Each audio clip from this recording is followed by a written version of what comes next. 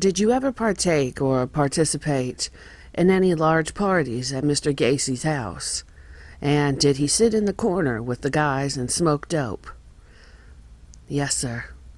He was like a good, happy host. I don't recall Mr. Gacy sitting in the corner and smoking dope at these parties. Did you ever use his house when he was out of town? Yes, I did, when he was out of town. Just to go over there, have a couple of drinks. Not often. How many times did you go over there when he was out of town? I go there all the time. Sometimes 5 minutes, sometimes 5 seconds, sometimes a few hours. Did you see him bring any pickups in his house, or did you ever see him rape anybody? Not really, no, sir. Did he ever rape you? No, sir. You hesitated a little bit. What were you hesitating for? It's my prerogative. So it's fair to say the whole time you knew Gacy, you knew John Gacy from 1976 until now, he has been nothing but a pretty good guy to you, is that right? For the most part, we have had our scrapes, disagreements. Did he ever beat you up? Well, yes, I think so, once. A couple of years back at his girlfriend's apartment. Well, he didn't come up to you and start beating on you out of the clear blue sky. Something must have had to provoke him, I would think. What was it? Evelyn Preby. I think they were engaged. If I recall it, we had started out wrestling, and he accused me of getting a little too rough and got very upset, enough to give me a black eye for about 3 days. Who stopped the fight? Evelyn. Okay. Now, you got into another fight with him in front of your mother's tavern, didn't you? And it was not only you and Mr. Gacy. There were 3 of you fellows, is that correct? Well, in the immediate fight, it was me and Mr. Gacy. As a matter of fact, he didn't even strike a blow, did he? You did a pretty good number on him, didn't you? It happened. It was more like a lunge to choke me again. But he never struck a blow, did he? And you two put him in the hospital. Not after I started. I put him in the hospital. What did you do to him? I punched him. Would you like a demonstration? It's the way you feel. It was a pretty hard punch. Now, after that fight with Mr. Gacy, you say you did nothing. You say you did not continue to work with him. As a matter of fact, he filed a criminal complaint against you, didn't he? No, sir. I didn't go back to work, and yes, there was a criminal complaint. Now, Mr. Rossi, I just wanted to talk about these last few days you saw Mr. Gacy when you were working with him. Now, on December 12th, I believe you said you walked up to the driveway of Mr. Gacy's house at approximately 9 o'clock or 9:30. Walked up to the house and there were police officers there, is that correct? Yes, sir. It was approximately 9:30 from the time I was there. It was approximately 15 to 20 minutes until anyone entered the house. How did Gacy appear to you? Did he appear to be normal at the time? Anything unusual? Well, there had been a death in the family, but outside of that, he was okay. An uncle or something. Now, on December 20th, you state that John Gacy was at your house at approximately 6:45 p.m. Yes, sir. Kunkel. Objection. That's not what he testified to. He testified he got home at 9 o'clock and Gacy was there. Okay, where were you before that? And how long were you in Des Plaines Police Station? Well, from early afternoon, I believe. I was at the Des Plaines Police Department. It was a little of both. I was taken there, and I did go there voluntarily. Mr. Gacy received a phone call. Now, did he say where he was going when he left? It's cloudy, but there's a possibility he said he was going to see you. And that was about 10 minutes after you got home? I'm not sure. It was something in there, I think so. Okay. Now, you didn't see him again until the next morning, the 21st. You agreed to meet him at David Cram's house? No, sir. I brought some tools over to Cram's house after he called that morning wanting me to come out to his house. At the time, Gacy seemed to be, would you say, emotionally disturbed, and he told you something? Yes, I don't recall. Where is... Think hard. What were his exact words? I believe he said something of the nature that he had done a lot of bad things. He had been involved with over 30 syndicate-related killings. He told that to David Cram, too? I believe so. I was leaving immediately after that statement. I am sorry, Mr. Rossi. I want to go back a little bit. In regards to that automobile, do you recall the Plymouth? The 1971 Plymouth you were driving? John Zick's car? Did you have your own license plates on that car? Yes, sir. Do you recall an incident the winter of 1977 to 78 in a gas station regarding a 71 Plymouth? Yes, sir. Objection. I asked to be heard. Garippo. Okay. Sidebar. Whereupon the following was outside the hearing of the jury. Kunkel. Judge, the plates that was on there from Zick. I mean, there was no conviction. There's been no criminal conviction based on this. He was trying to bring up some apparent time on his behalf by not having a proper license plate on the car. Mata. He knew those were Zick's plates. Kunkel. It's not a criminal conviction that could be brought out in this kind of proceeding. What the hell? I mean, it's not even a misdemeanor. It's a traffic offense. It's a fact. Let's move along. Whereupon the following was before the jury. Amirani. Okay, isn't it fact, Mr. Rossi, that in the winter of 77 to 78, or sometime thereafter, you were charged with theft, stealing some gasoline? Rossi. No, sir. Kunkel. Objection. Amirani. But there was somebody else's plates on that car, were there? Yes, the last owner's. Did you ever apply for the title transfer on that car, and whose name did you sign? Yes, sir. I signed my own name, nobody else's, not to my knowledge. Okay. Just a couple more questions regarding this title, Mr. Rossi. Did you ever at any time fill out a form called the VSD-9 for the title number S7068? Being a state title and registration application, and sign the name John Zick? Did you ever do that?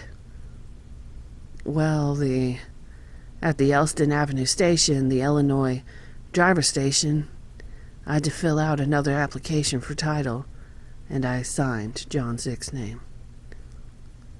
Mr. Rossi, would you step up to the board a minute?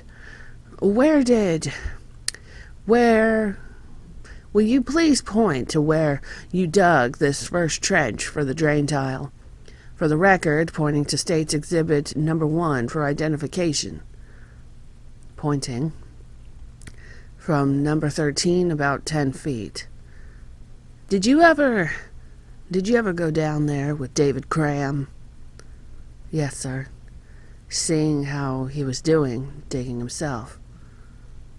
Now, you knew John Gacy. Or at least you thought he was bisexual. He did proposition you. You even beat him up once. He even beat you up once, right?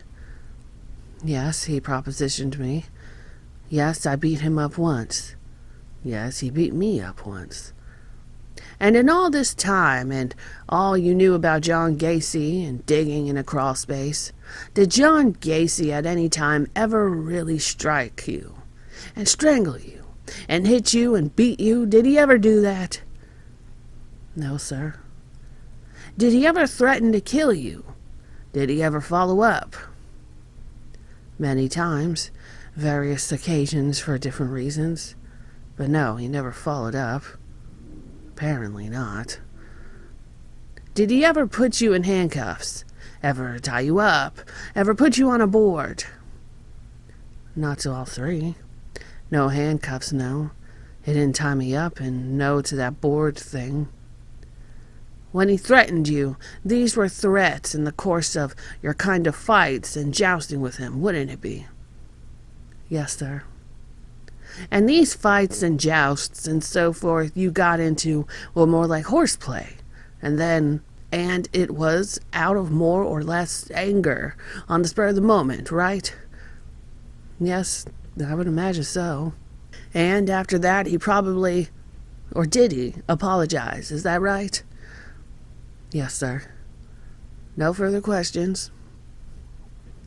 It is my belief that when a man sits at the defendant's table in a court of law, most people will consider him guilty, and they will expect the defense to fabricate in order to remove him from guilt.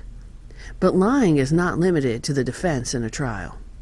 Since being on death row, I have burned the midnight oil studying many hundreds of cases over many thousands of hours, and lying seems to have its own disreputable balance between the prosecution and the defense. Michael Rossi was lying. David Graham lied. No whoppers, just enough to cast more muck on my image.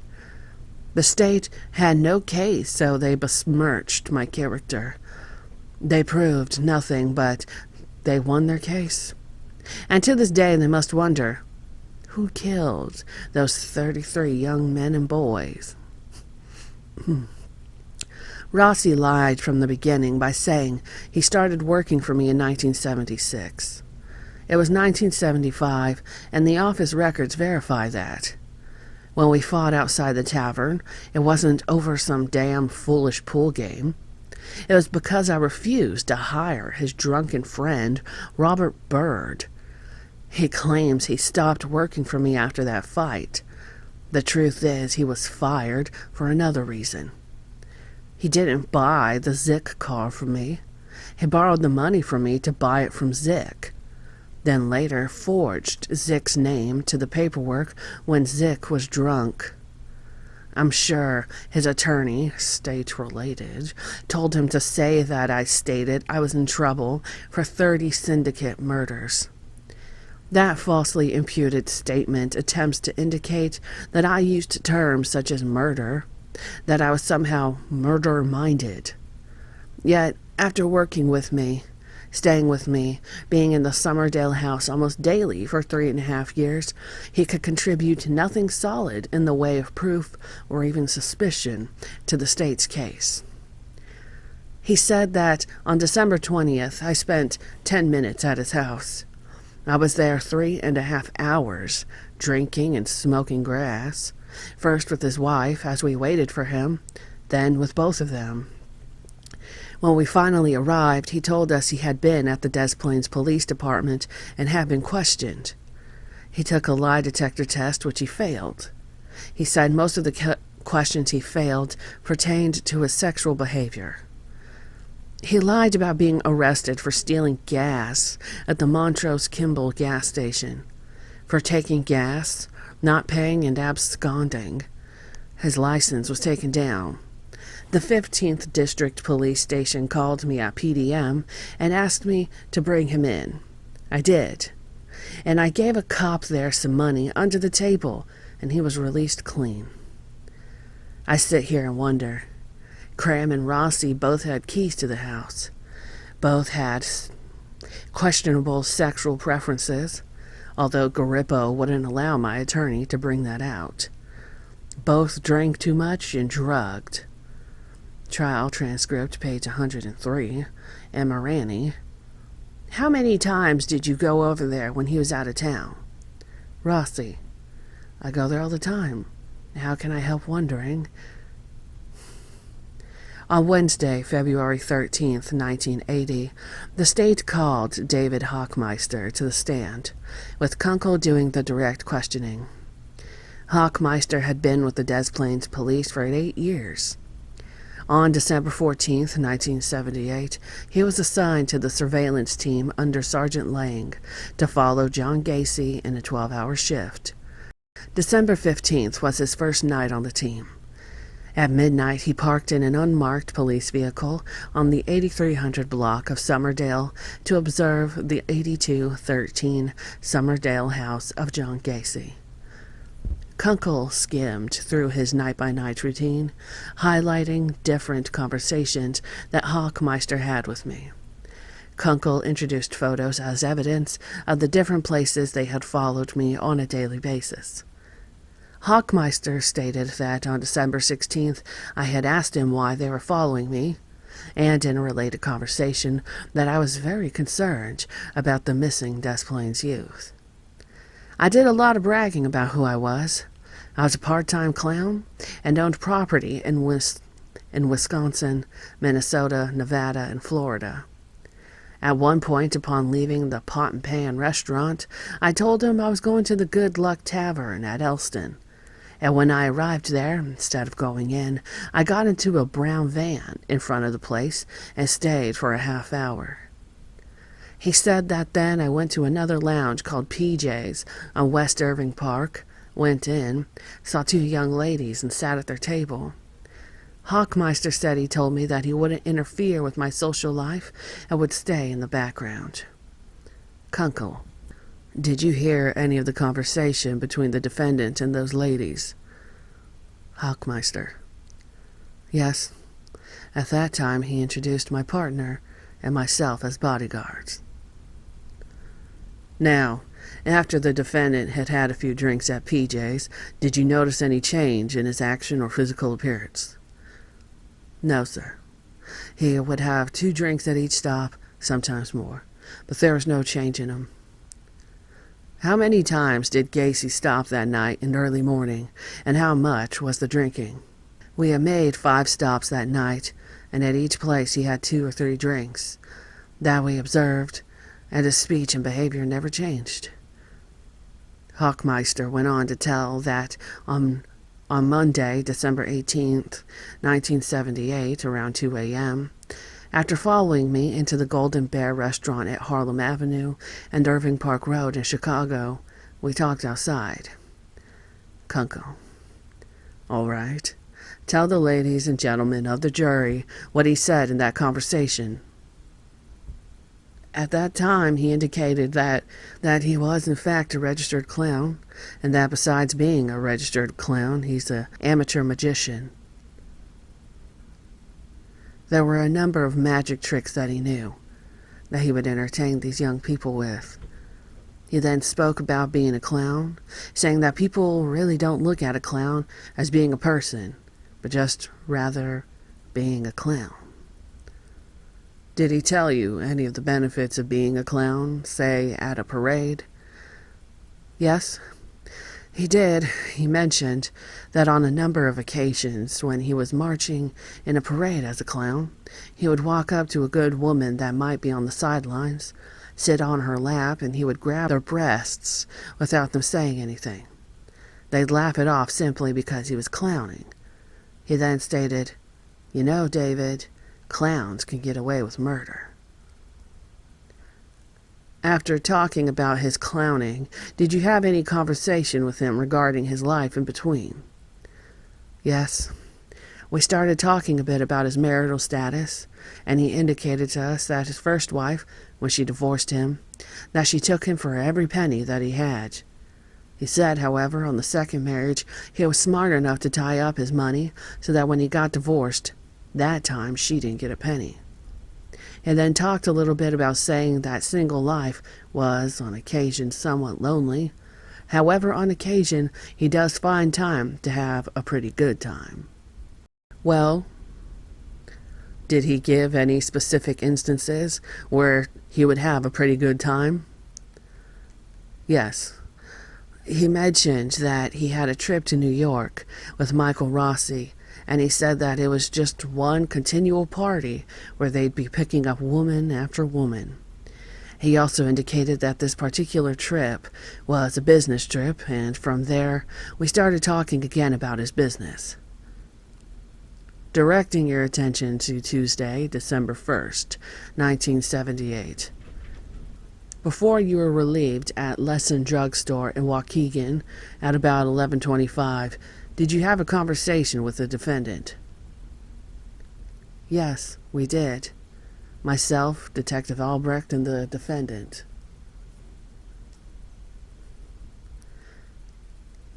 And what did the defendant say to you at that time?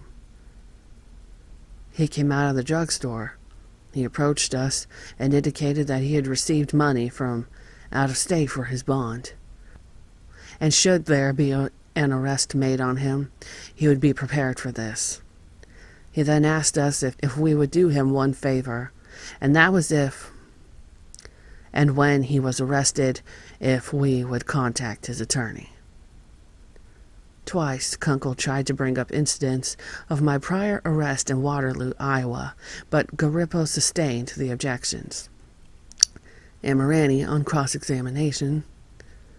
Now, after the first day, you more or less got to know John Gacy, and he was rather congenial and friendly. Is that right? Yes, sir, he was. He bragged about his position in society, in the community, and even told you his cousin. What did you say? An alleged crime syndicate figure, Tony Accardo? Yes, that's what he said. Did your investigation later reveal his cousin is in fact Tony Accardo?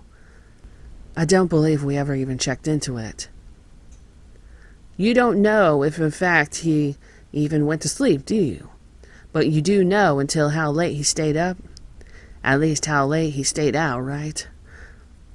I have no idea if he slept, but I do know he got in at 4 or 4:30 the first night, 6:15 a.m. the next night, and there was a few when he got in at 2 or 3 a.m. And then immediately the next morning, did he meet with a business associate? He met with some individual, yes, about sometime after 8 a.m., some at 7 a.m., something like that.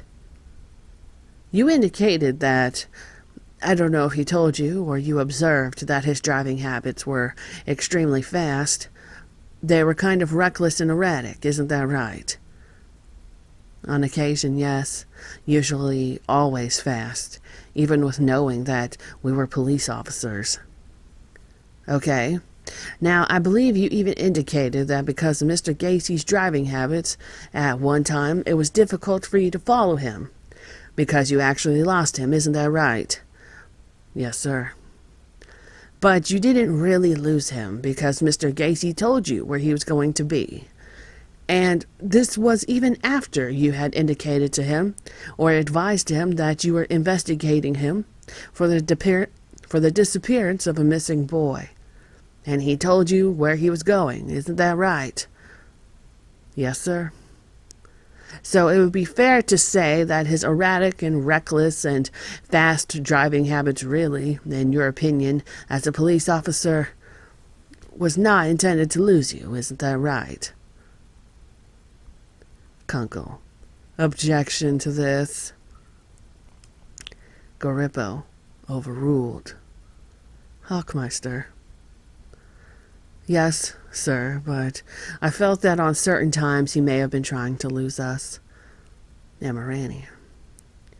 He made absolutely no, in your presence, at any time, what you would consider attempt to flee the jurisdiction or escape, did he? No, I don't believe so.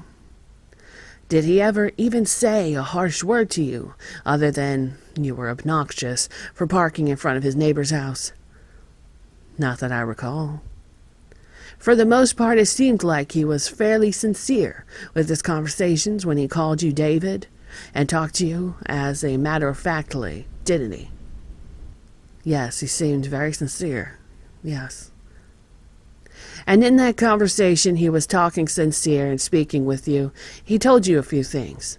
He told you that, I believe you said, you testified, David, clowns can get away with murder. And he was talking clowns as kind of in the third person. He told you they really weren't persons, right? That is what he said, yes. He said he feels that some people don't look at clowns as people, but just as being clowns. So you usually don't get to know the people you are tailing or conducting a surveillance on, as well as you got to know Mr. Gacy. As a matter of fact, they usually don't get quite as friendly as Mr. Gacy, do they? That's correct. Usually they don't know that you're following them. Kunkel, can I be heard at the sidebar, Your Honor? Garippo, sure. The following proceedings were had outside of the hearing of the jury. Kunkel, based on the cross-examination by Mr. Amirani, I would ask the court now whether or not the court accepts my proposition that I stated before. In fact, the defense is trying to make a specific reference to Gacy's frame of mind on the 21st with reference to the arrest. They made more implications concerning the possibility of suicide or disappearance, and in fact, because he is in the presence of the police car, has committed a crime, that being passing marijuana cigarettes. I think if it wasn't appropriate before, even in light of anticipating the defense of insanity, I certainly think it is now, after this cross-examination. Garippo, overruled. What does that mean? Denied. Hockmeister had a convenient memory. He mentioned that I talked to two young ladies at PJ's Lounge and that I had a couple of drinks. But he seemed to forget that every time I had a drink, he and his partner had a drink.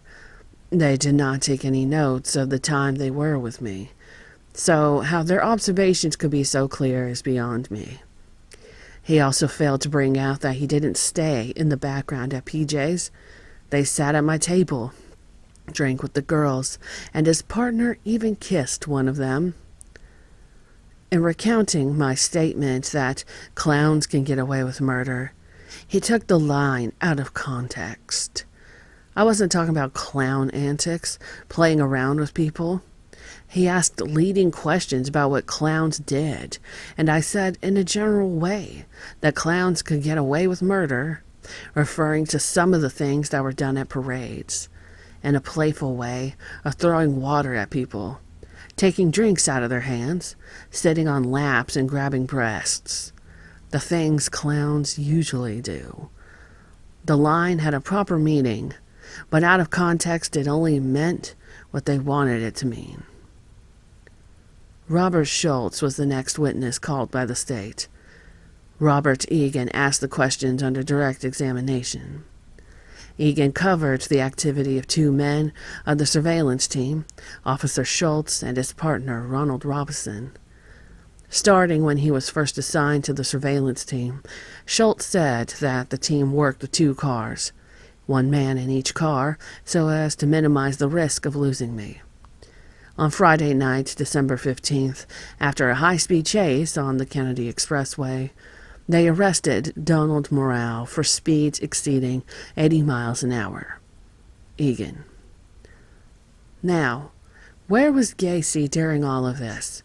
Did you arrest him too? Schultz. He was at the time of arrest standing outside of the vehicle with Ron Road. We didn't arrest Mr. Gacy. Now, I want to call to your attention to another day, Sunday, December 17th, and ask you if you relieved the other surveillance team on that day. Yes, we did. Did you have a conversation with Gacy in a bar by lesson drug known as Ferndale's? Who was there and what was said? I was there with my partner Robinson, Gacy, and Hefner. Gacy was buying the drinks. Mr. Gacy struck up a conversation with me in regards to his pickup truck, indicating he had a snow plowing business. He would need the truck if it snowed again, and he was inquiring if he could get it back. He talked about remodeling Bressler's ice cream stores. How long did you and your partner, Gacy and Hefner, sit at the bar in that place that day? How much did you see Gacy drink? Approximately an hour and 15 minutes. I don't recall how many Gacy drank. I had 2 beers and my partner had 2 beers. Gacy received a phone call. Did you notice anything unusual about his appearance or his speech and what happened next? His appearance? He was dirty from working. After the phone call, he returned to the pharmacy. We returned to our cars and didn't see Mr. Gacy till 5:30. Did you have a conversation at that time and where he was going? Mr. Gacy advised us to stay with him if we could. He had to be someplace in half an hour, and we would first stop at his house, and we would be going to Mage's bowling alley in Schiller Park. I told him, as far as I was concerned, it wasn't possible to do it. Half an hour later, where were you? We were on the lanes at Mage's bowling alley in Schiller Park. His driving was a very high rate of speed. Did you, later on that night, did you and your partner, Officer Robinson and John Gacy, go to the Prime House restaurant on Kedzie? And what conversation did you have with John Gacy? Mr. Gacy engaged us in conversation. First, he asked myself if I would answer him a question honestly if he asked it. I told him, it depends on the question. He asked us what our true nature of the surveillance was. I told him that, as far as I knew, it was with regard to the missing boy, Robert Peast. He then told me that he didn't believe me. He felt it was much bigger than that. He suggested that Robinson, myself, were members of the FBI narcotics squad. I asked him if he had known the boy. He told me that he believed he had seen him on a couple of occasions at the Nissan pharmacy. He told me that the boy had asked him a couple of times for employment, that, as far as he knew, the boy was only 15 and too young to be hired. On December 19th, Tuesday, after returning from downtown with Mr. Gacy and Attorney Stevens, did you go to Mr. Gacy's house for dinner, and what happened? Yes, he, immediately upon entering the rear door, walked through the kitchen to a doorway and closed the door that led from the kitchen to the front hallway of the house. He then walked back towards us as we were just coming in the door and suggested that we go right to the family room. Now, at any point, as you were sitting in his family room, did you ask Gacy if you could use his bathroom? And what happened? Yes, I did. I was in the front part of the home. In the hallway, I noticed a putrefying, rotten odor. While you were using the facilities in the washroom, did the heat come on? And what did you notice? Yes, it did. The heat vents would be directly to the front part of the toilet there. The odor that I detected in the hallway seems to be coming from the register, only a lot stronger. What did you associate that odor with? I associated the odor at that time with smells I had encountered down at the Cook County morgue. Calling your attention to about 45 minutes later, 8:45, did Gacy receive a phone call at that point, and what did he do? Yes, he advised the party that he was talking to that he would call them back in about 5 minutes. And as soon as he hung up, he grabbed his coat and told us we were leaving. He drove west on Summerdale to Cumberland. We went south on Cumberland to just prior to the intersection of Lawrence Avenue. And then he made a left turn and drove behind the building. Then made a right turn, traveling at a higher speed than normal. Now, how big was the area between the building and the dumpster that he drove through, and what happened? Just wide enough for his car at a high rate of speed. We went through with bumpers scraping and lost him at this point. After you managed to get through that, did you see John Gacy anymore at that point, and what did you do? No. We checked the residence of Ron Rhodes' house. We checked the tree lot on Cumberland Avenue. We were unable to locate him at this point. My partner and I decided to go to O'Hare Field to check the airport. While en route to the airport, I had our station check airlines to determine if any flights were leaving for Little Rock, Arkansas. We were advised that Delta had a flight out at approximately 9:10 at gate H8B. Why Little Rock, Arkansas? This is the place that he had talked about several times while we were on the train back from downtown. Did you eventually find him that evening, and what did you say? Yes, it was approximately 10 o'clock. His vehicle was found parked near the Rhodes tree lot on Cumberland.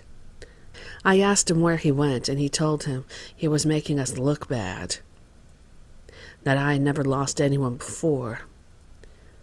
Now, calling your attention to 8:30 in the morning of Thursday, December 21st, 1978, did you go to the Des Plaines Police Department rather than going directly to relieve your team?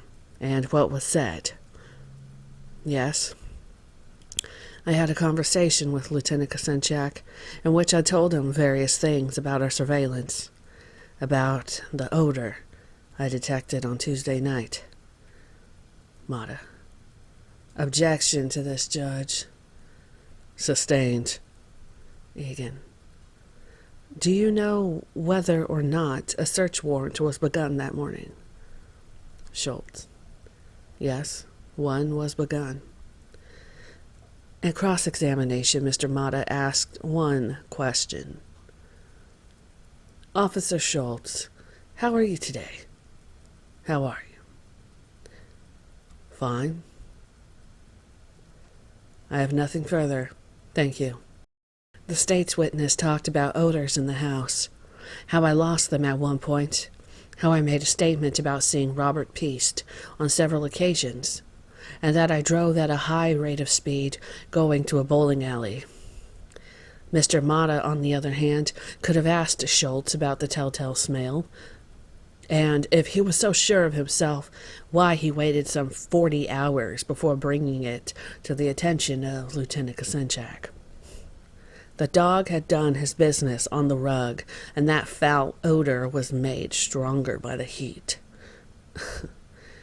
The trip to the bowling alley was made within the speed limits. The night they lost me, I was just on the other side of the street, in a shopping center. They never checked across the street before going to the tree lot. But most importantly, how could I have ever talked to or seen Robert Peast on several occasions, when in fact I had been in Nissan's only one night?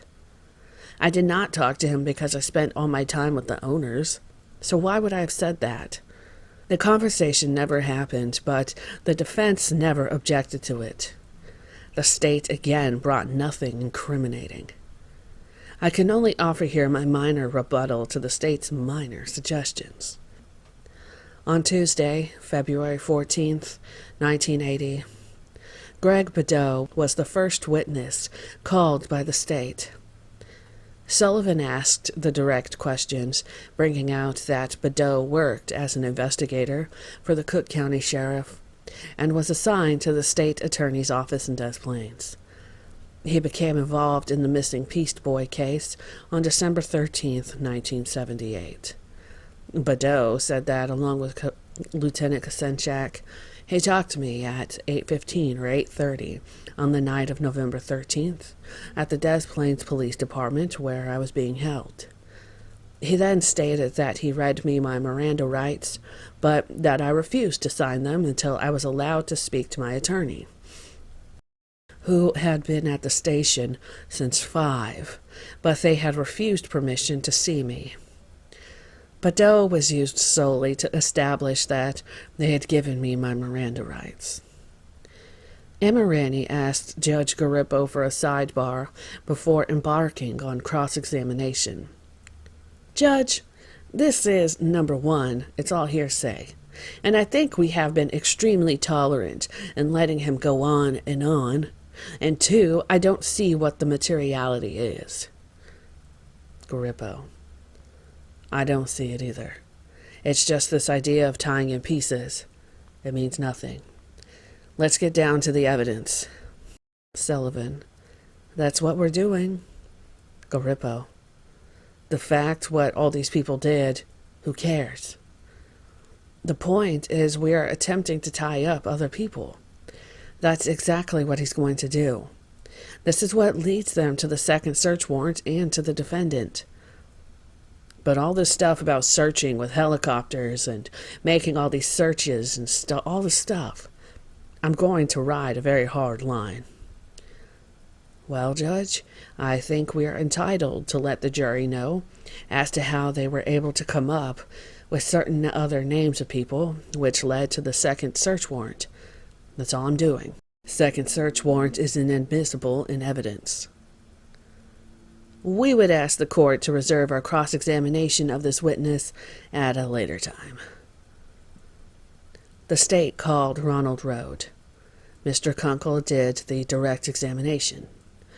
Rode was 47, a cement contractor for 23 years, married with 4 children. He said he met me in 1973 through business. Kunkel: "Did you notice anything unusual about the people that John would hire to be his crew?"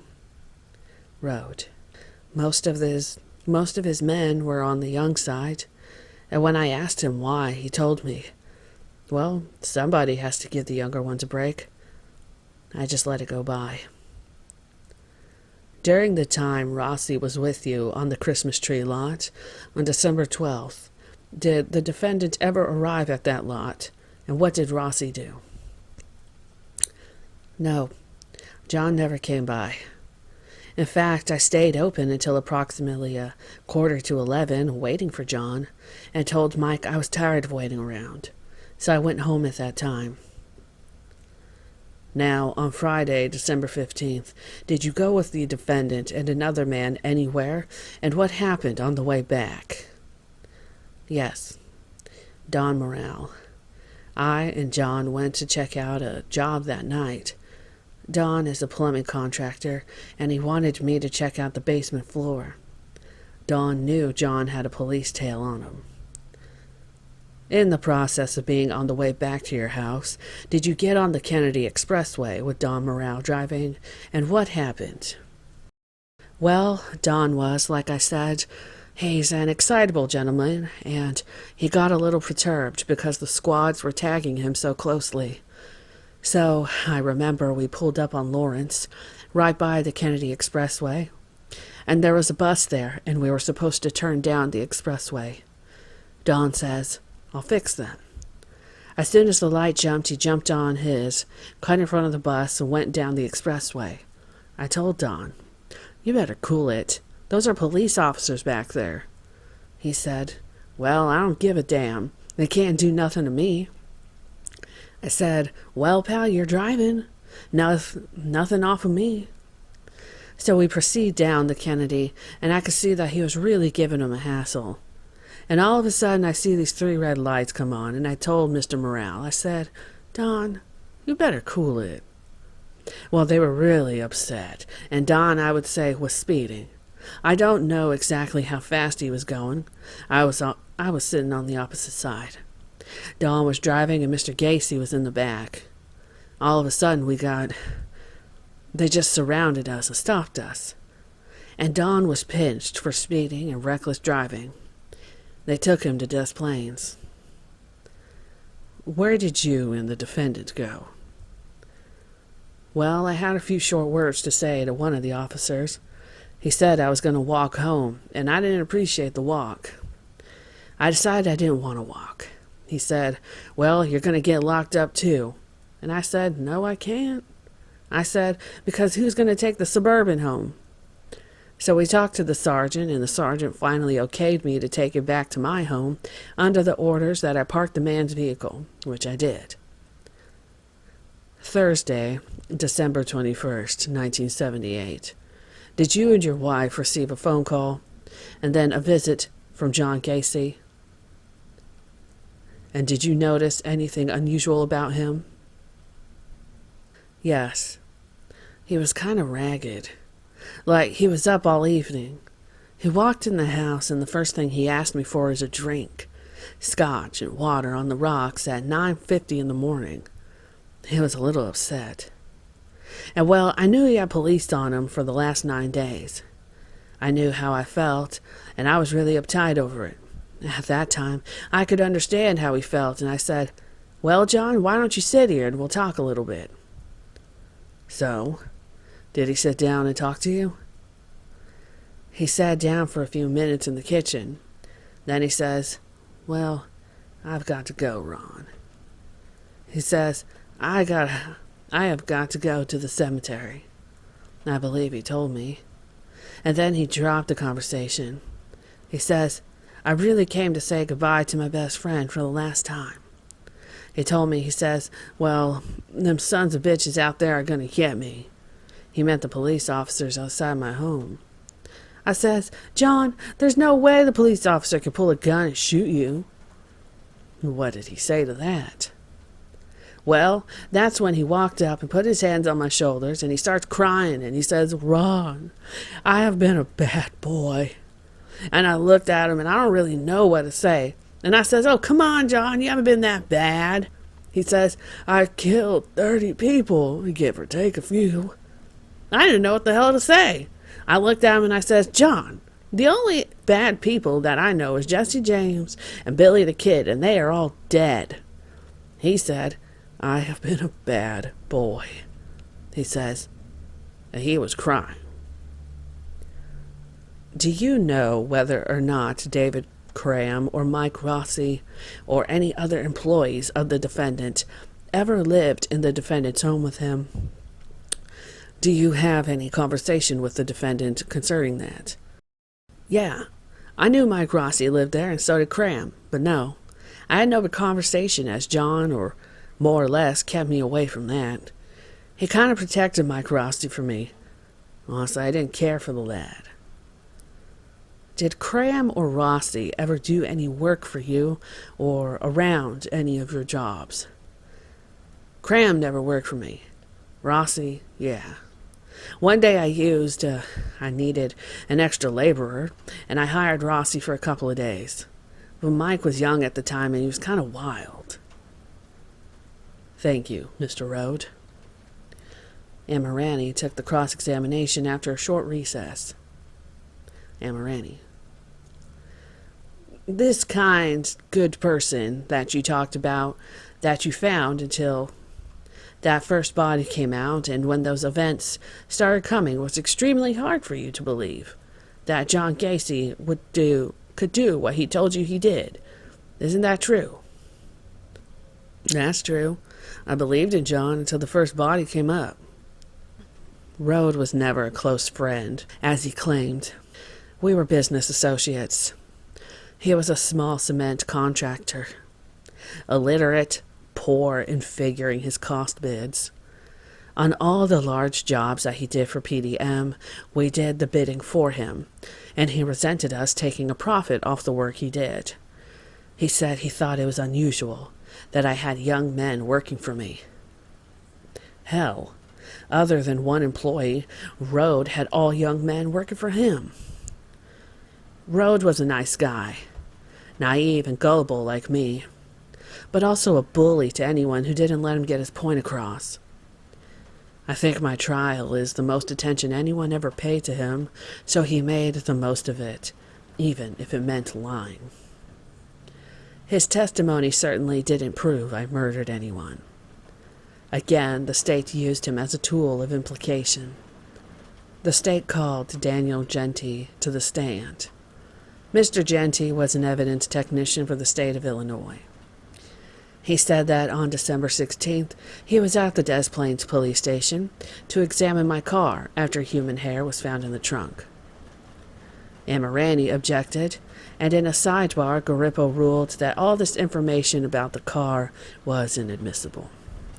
Then Genty said that he was called on December 21st in regard to the second warrant, to go to the house at 8213 Summerdale, and that he went into the crawl space and found what he believed to be human remains. Upon coming up, he called Dr. Stein. Mata objected only once to Genty's lengthy answers, and the judge overruled it, stating that the answers were limited to the questions which had been asked. Mata handled the cross-examination, and each time he tried to challenge Genty's testimony, Egan objected and Garippo sustained. Mata attacked explanations about where bones were found and how they were tagged. Egan again objected, and Mata called for a sidebar. Amirani: Judge, we're going to object to... We are not going to go along with the state recalling the witness. They have opened the door. They have begun the investigation. The excavation, which obviously this witness hasn't been prepped as to other bodies, and since they have opened the door in finding different bodies in different areas of the crawl space, depressions, diggings, Dr. Stein, and so forth, we think that we are entitled at this time under cross-examination to go into the entire amount of time that this officer was present. Garippo: It's limited to the scope, and I don't want to interfere with the presentation of the case. They are entitled to present their case the way they want, not the way that you want it, not the way that I want it. Okay? Mata: Does that mean their objection is sustained? After the sidebar, Mata continued. Mata: And the body under the bathtub that you discovered first, to what you're referring, I noticed to the large plat with the number on it. The body that you discovered first under the bathtub, that was marked what? 16. Judge, he didn't say it was under the bathtub. Near the toilet and near the bathtub, it's number 16, right? That's correct. Is it your testimony that no tags were put on any of the bodies at any time? Objection. Sustained. Judge, I would like to find out. Oh my God. You will have the opportunity. He is on the witness stand right now. Objection sustained. Nothing further. Mata wanted to know two things. One, if investigators were down in the crawl space on December 13th, why didn't they see any depression in the ground, or pools of standing water, or mounds of dirt? Second, if Gentry was present, why didn't he know if the bodies were numbered, and if the bodies in bags were tagged as they were found? Mata questioned whether those bodies actually came from the Summerdale house at all. Garippo thwarted Mata's pursuit of that, justifying the postponement on the assumption that the state was going to recall the witness. The state recalled David Hockmeister to the stand. Kunkel handled the direct examination, beginning with December 21st, after they returned to the police station from Holy Cross Hospital. Kunkel: Mr. Hockmeister, as best as you can recall, what were the exact words that you said to the defendant, John Gacy, upon returning to the police station in the presence of your partner? I said, "John, you're under arrest for murder." At which time we placed the defendant in one of the security rooms. We followed him into that room. My partner read the defendant his constitutional rights under Miranda. He was asked if he would read the Miranda waiver, and if he in fact wanted to waive his rights, he would initial it and sign it. I show you Exhibit 140. Do you recognize it, and who signed it with the December 21st date on it? That's the waiver the defendant signed. There's also a time on the document. It says 1:04 p.m. So, would the 1:04 correspond to 10:40 with the 0 left off? That's correct. Mata did the cross-examination. Officer, I ask you to look at what has been marked, People's Exhibit number 140, and the signature on the bottom. Whose is that? That's the signature of John Gacy. Have you ever seen John Gacy's signature before? You wouldn't know whether that was his normal signature or not, then. Is that correct? No, sir, that is correct. I would ask you to look at what has been called and marked Exhibit number 123, and ask you to look at the signature affixed to that. Whose signature is that? Appears to be the signature of the defendant, John Gacy. I ask you to look at both those two exhibits, number 123 and 140, and compare those signatures. You notice any difference? One is a little bit smaller than the other. I don't note any great difference, no. Isn't 140, as far as the name, John W. Gacy, almost illegible? Not much more than the other signature. In fact, if you didn't know that the signature was supposed to be John Gacy's, could you read it? Probably not. You and Officer Piquel transported Mr. Gacy back to the police station. Did you have a conversation with Mr. Gacy in the vehicle on the way back from the hospital? No, sir. The three of you sat in the back seat. You had no conversation whatsoever? No, sir. I sat in the back. Piquel did the driving. No conversation. None that I can remember. So, you all sat there in dumb silence, is that correct? Objection. Sustained. Dumb question. It's not very dumb, because we have, well, my client likes to talk to you, doesn't he? He has asked to talk to me in the past. Yes, sir. What was his condition as far as alertness? He seemed very depressed. He seemed much slower than I had seen him before. He was groggy, wasn't he? He was slower than you had seen him before? I can't say that he was groggy. He was much slower than I had seen him before. Yet, when he got into the police station, then he was back to his old normal self. Is that your testimony? No, sir. He was still acting somewhat depressed, acting much more slower. Did he appear to be under the influence of some sort of drugs? No, sir. Well, you recall he moved much slower. Something must have made you come to that conclusion. What was it? Just my visual perspective of him. I have nothing further. Thank you. Mata tried to bring out that Exhibit number 123 was the statement that I signed on December 13th, and that I never signed any other statement. The state's Exhibit number 140 was forged by one of two officers. The second point Mata brought out was that before I went to the hospital, I had taken 70 milligrams of Valium on top of the 60 milligrams that I had taken earlier. For that reason, I had been groggy, as well as because I had been awake for some 39 hours, except for a short nap taken in my attorney's office the previous night. The state called Michael Albrecht. Attorney Kunkel led the direct examination. Albrecht was 31, a Des Plaines police officer for 11 years. He claimed that he was the one who, on December 21st, read those right to me that Hochmeister testified to. Kunkel. After giving him his rights, did you ask the defendant any questions, or did he ask you?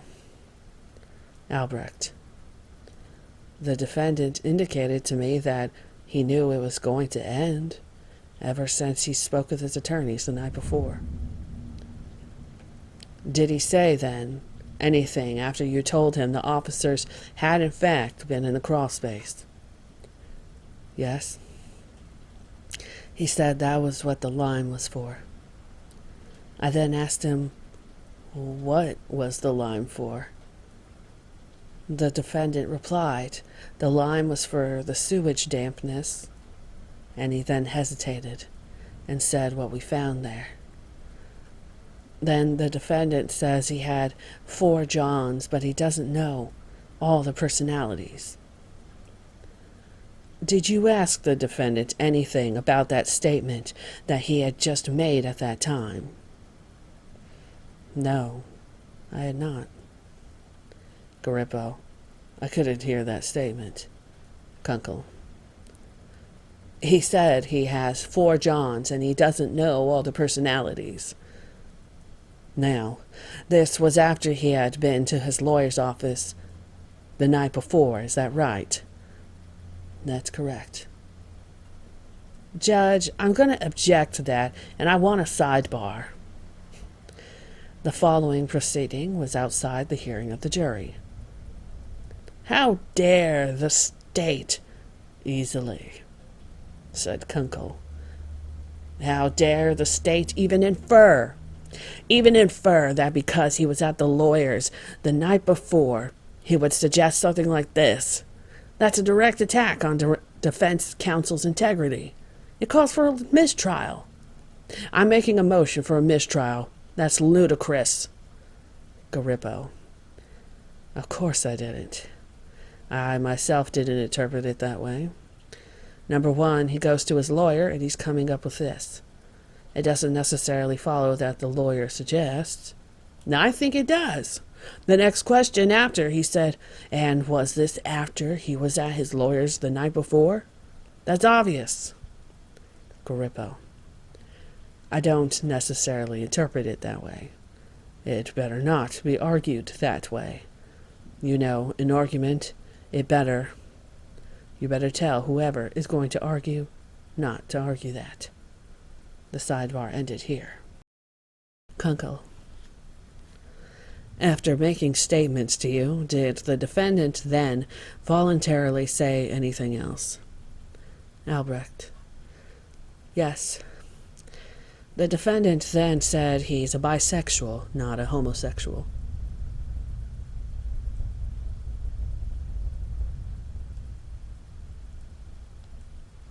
He further stated then that he never, in sex acts, never used force.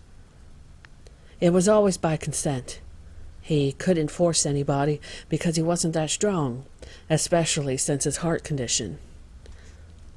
Did he then ask you anything about other persons?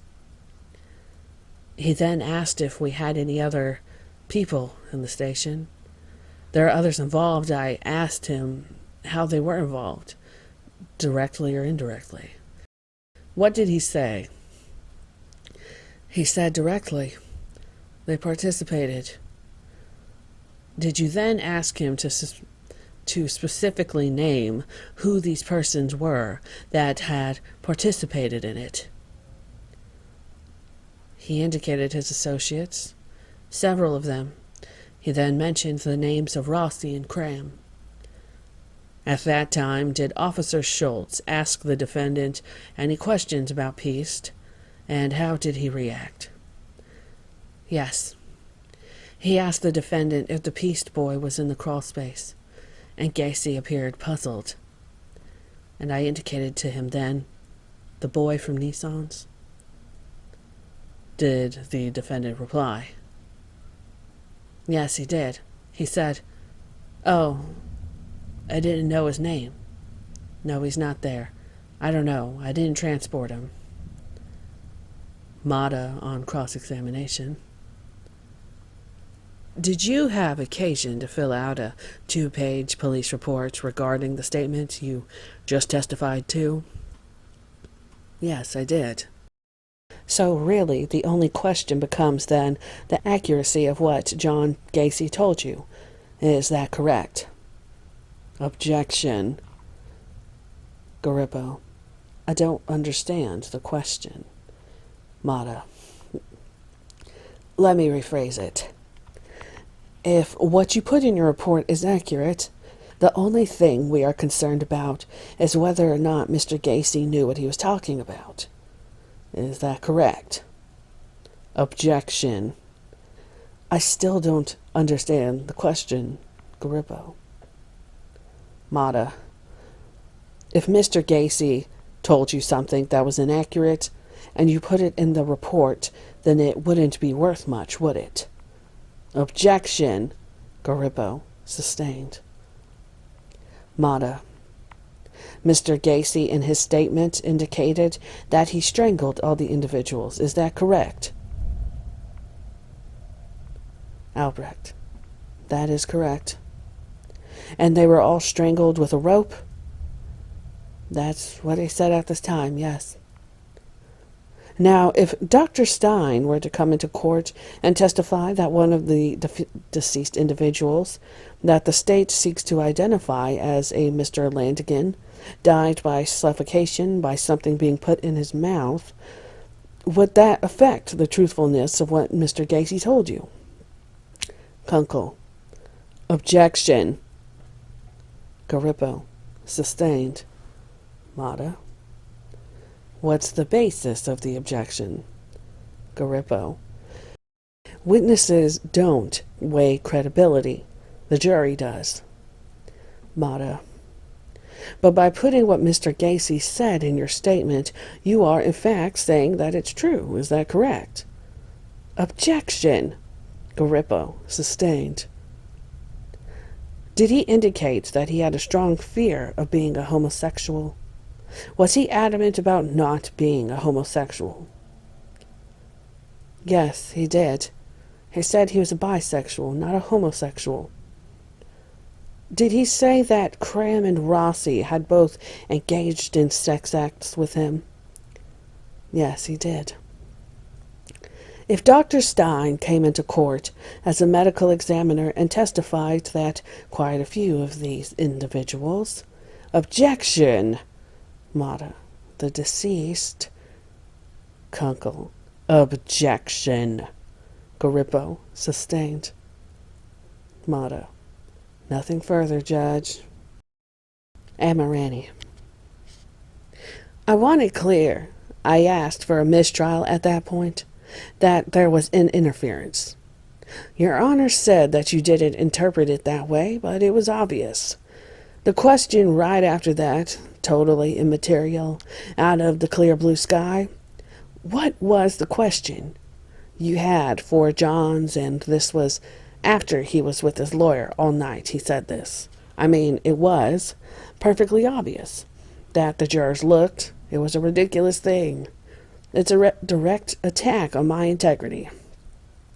Whether you know, I don't know what he tried to prove by it. And you know Terry Sullivan knows that after the thing there with kidding with your party, the shirt and everything, but you know it's untrue. The inference is a lie. I don't like that it was said. It puts my credibility in issue in front of the jury. It's a direct attack on my credibility, and I don't like it. I think it's prosecutorial misconduct. It's not true. It's an absolute lie. I want to tell you something different. I want to tell you something else. My client, I've stifled him for 13.5 months. He's wanted to jump up in the courtroom. He's wanted to say things. He's wanted to say things about the prosecutors, and I like to think I have a little integrity, and we all do, and I don't let him say it. I don't let him say it because I figure what he says is a lie to me, and I'm not going to let him impugn the integrity of another lawyer in the courtroom by saying a lie, embarrassing another lawyer. Garippo. Like I say, I didn't interpret it necessarily that way. I will straighten it out in the morning. I will take a shower on it. Friday, February 15th, 1980. Before the first witness took the stand, the attorney from the Isaac Ray Center, Barbara Weiner, came forward in regard to a hearing on the subpoena served on the following doctors: James Cavanaugh, Jan Fawcett, Richard Roberts, and David Foiron. And Marani asked that the doctors turn over all the notes and tests that were given to his client. Kunkel for the state at first stayed out of the argument between Emirani and Weiner, then objected, stating that all the defense doctors turned over was a written report. Why should the state doctors have to turn over in their entirety the complex studies of me? Garippo ruled that the notes and records would have to be brought in for him to see. At that time, he would rule on them. Another subpoena was to show other records of criminals where the Isaac Ray Center's Dr. Cavanaugh had testified in the trial. The purpose was to show the inconsistencies in certain diagnoses and how Cavanaugh had been a state witness in other cases, his background, his biases, and his vested interests. Judge Garippo cited some of the cases where Dr. Cavanaugh testified in his court: George Delvecchio, Robert Hansen, Edward Bennett, and Roberto Ramirez. The judge quashed that subpoena.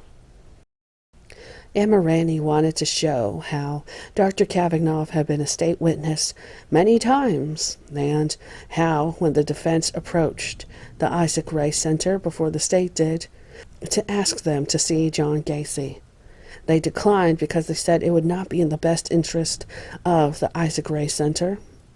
They received much of their money through donation, and it would hurt their image.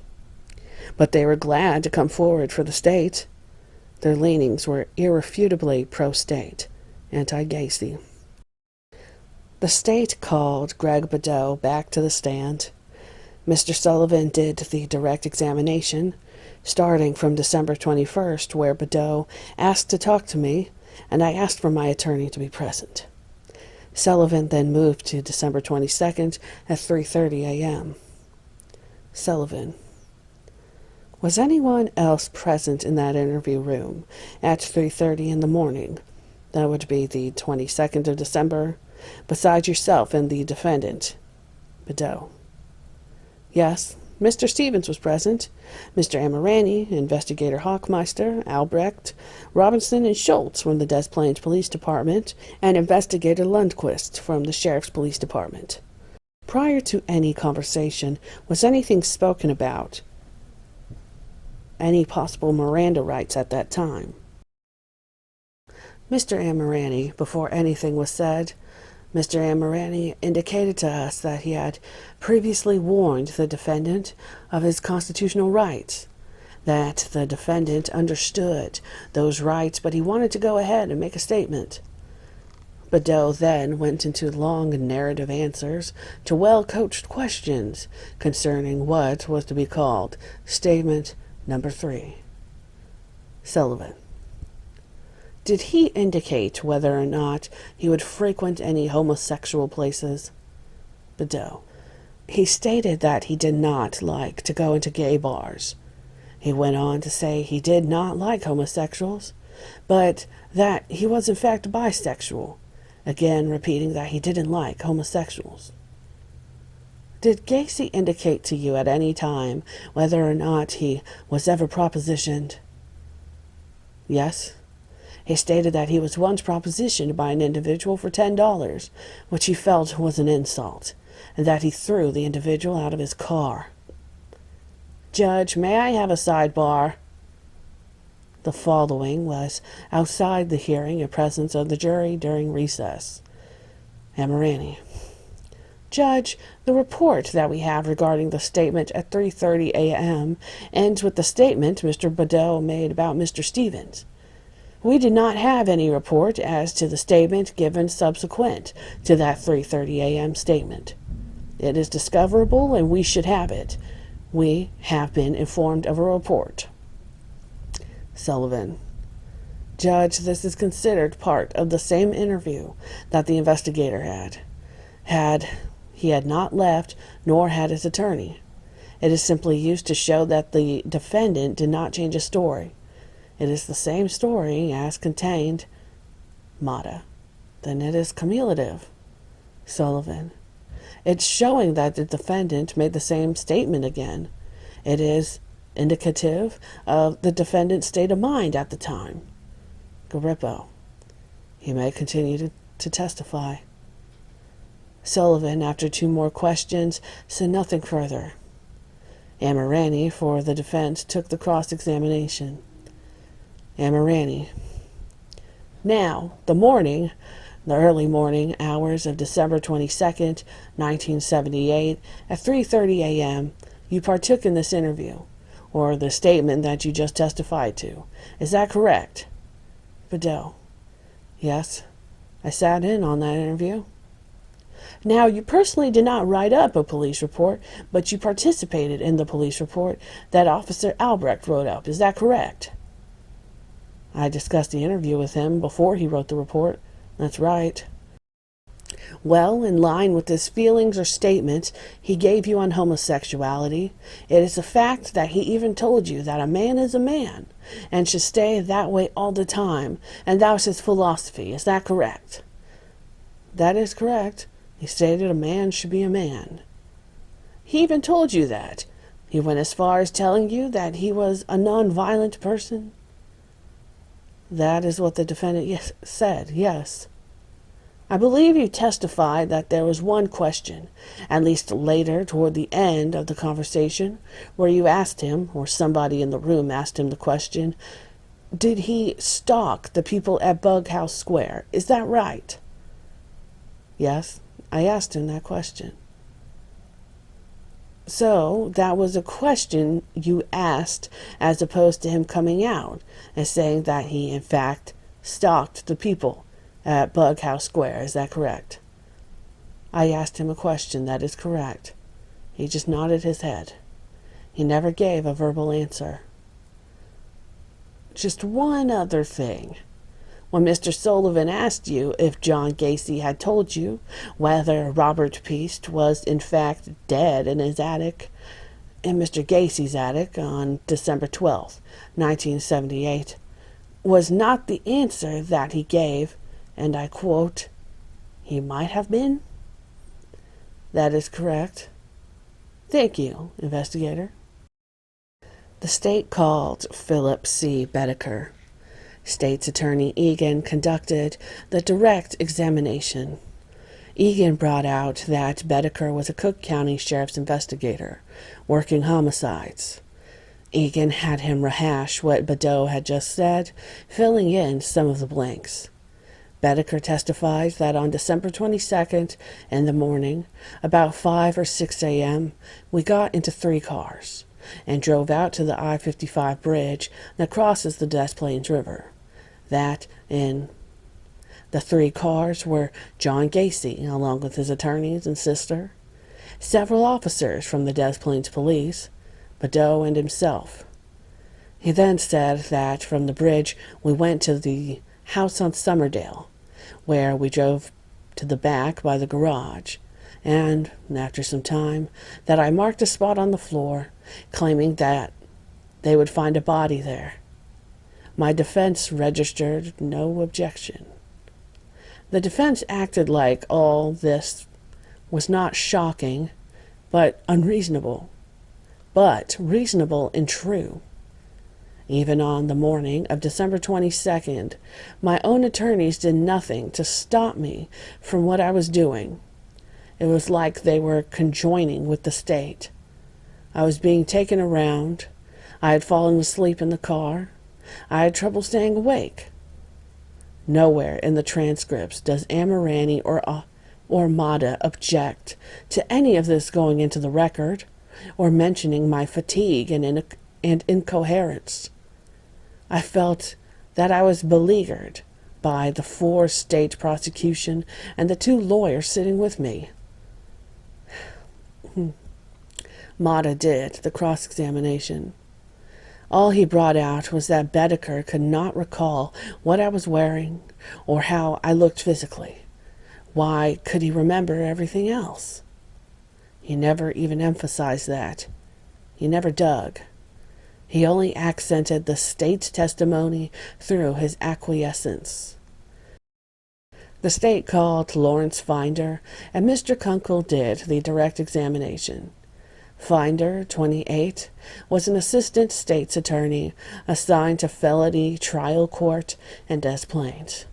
He stated that he helped prepare the second search warrant on December 21st, and that on the morning of the 22nd he was at the Summerdale house when I arrived with all the police from the I-55 bridge.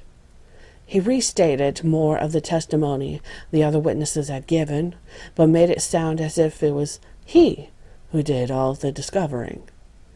Kunkel. In the afternoon of December 22nd, back at the Des Plaines police station, had you seen anyone other than the police officers by the defendant, and what did you ask him at that time? Finder. I asked the defendant if his lawyers had left him with any instructions on not to talk to anybody. He told me that his lawyers were working for him, and therefore it was up to him if he would talk and what he would say. At that time, as you had been speaking with the defendant, what were your observations of him? How did he appear to you? The defendant was wearing a sports shirt, a white or light-colored shirt which was unbuttoned at the collar. He was wearing a pair of slacks. His eyes were clear. His pupils were normal-sized. Finder said that I gave him a statement about Robert Peast. Kunkel. Did you ask him specifically what this rope trick was? Yes. He told us that he wanted a rope, and he would show us how the trick worked. Officer Albrecht interjected that was an impossible request, that he could not have a rope. He told me to put my arm through the cell bars and make a fist. He then took out his right pocket a rosary. He told me to pretend the rosary was a rope and my wrist was a neck. He commenced to wrap the rosary around my wrist, making a series of knots. He made one knot, then made the second knot. He then asked Officer Albrecht for a pen or pencil. He took the pen or pencil and he put it into a space between the second knot and the third knot he made. And he then stated that when he was doing the real rope trick, he would put a stick or a piece of wood in between the second and third knots, give it 3 or 4 quick turns, and the victim was strangled. Kunkel had Finder take the mic from the stand and demonstrate this act to the jury, using Kunkel's wrist. Kunkel. Did the defendant then request anything from Officer Albrecht? And what was that? Well, I told the defendant I had trouble understanding where the bodies were buried from his description. He then asked Officer Albrecht if he could have a pencil and paper to sketch it out for me. Albrecht gave him a pen and a pink piece of paper. With the pen and paper, he put the paper on his cot and the metal part of his cot for a writing tablet. He drew a rectangle on the piece of paper. During the time he was working on that diagram, the sketch, did he explain anything about the way the bodies were buried? Yes. He told us that the bodies were buried in graves or trenches, And he did tell us that some of these trenches had more than one body in them, but he wasn't exactly sure how many of these bodies were in any given trench.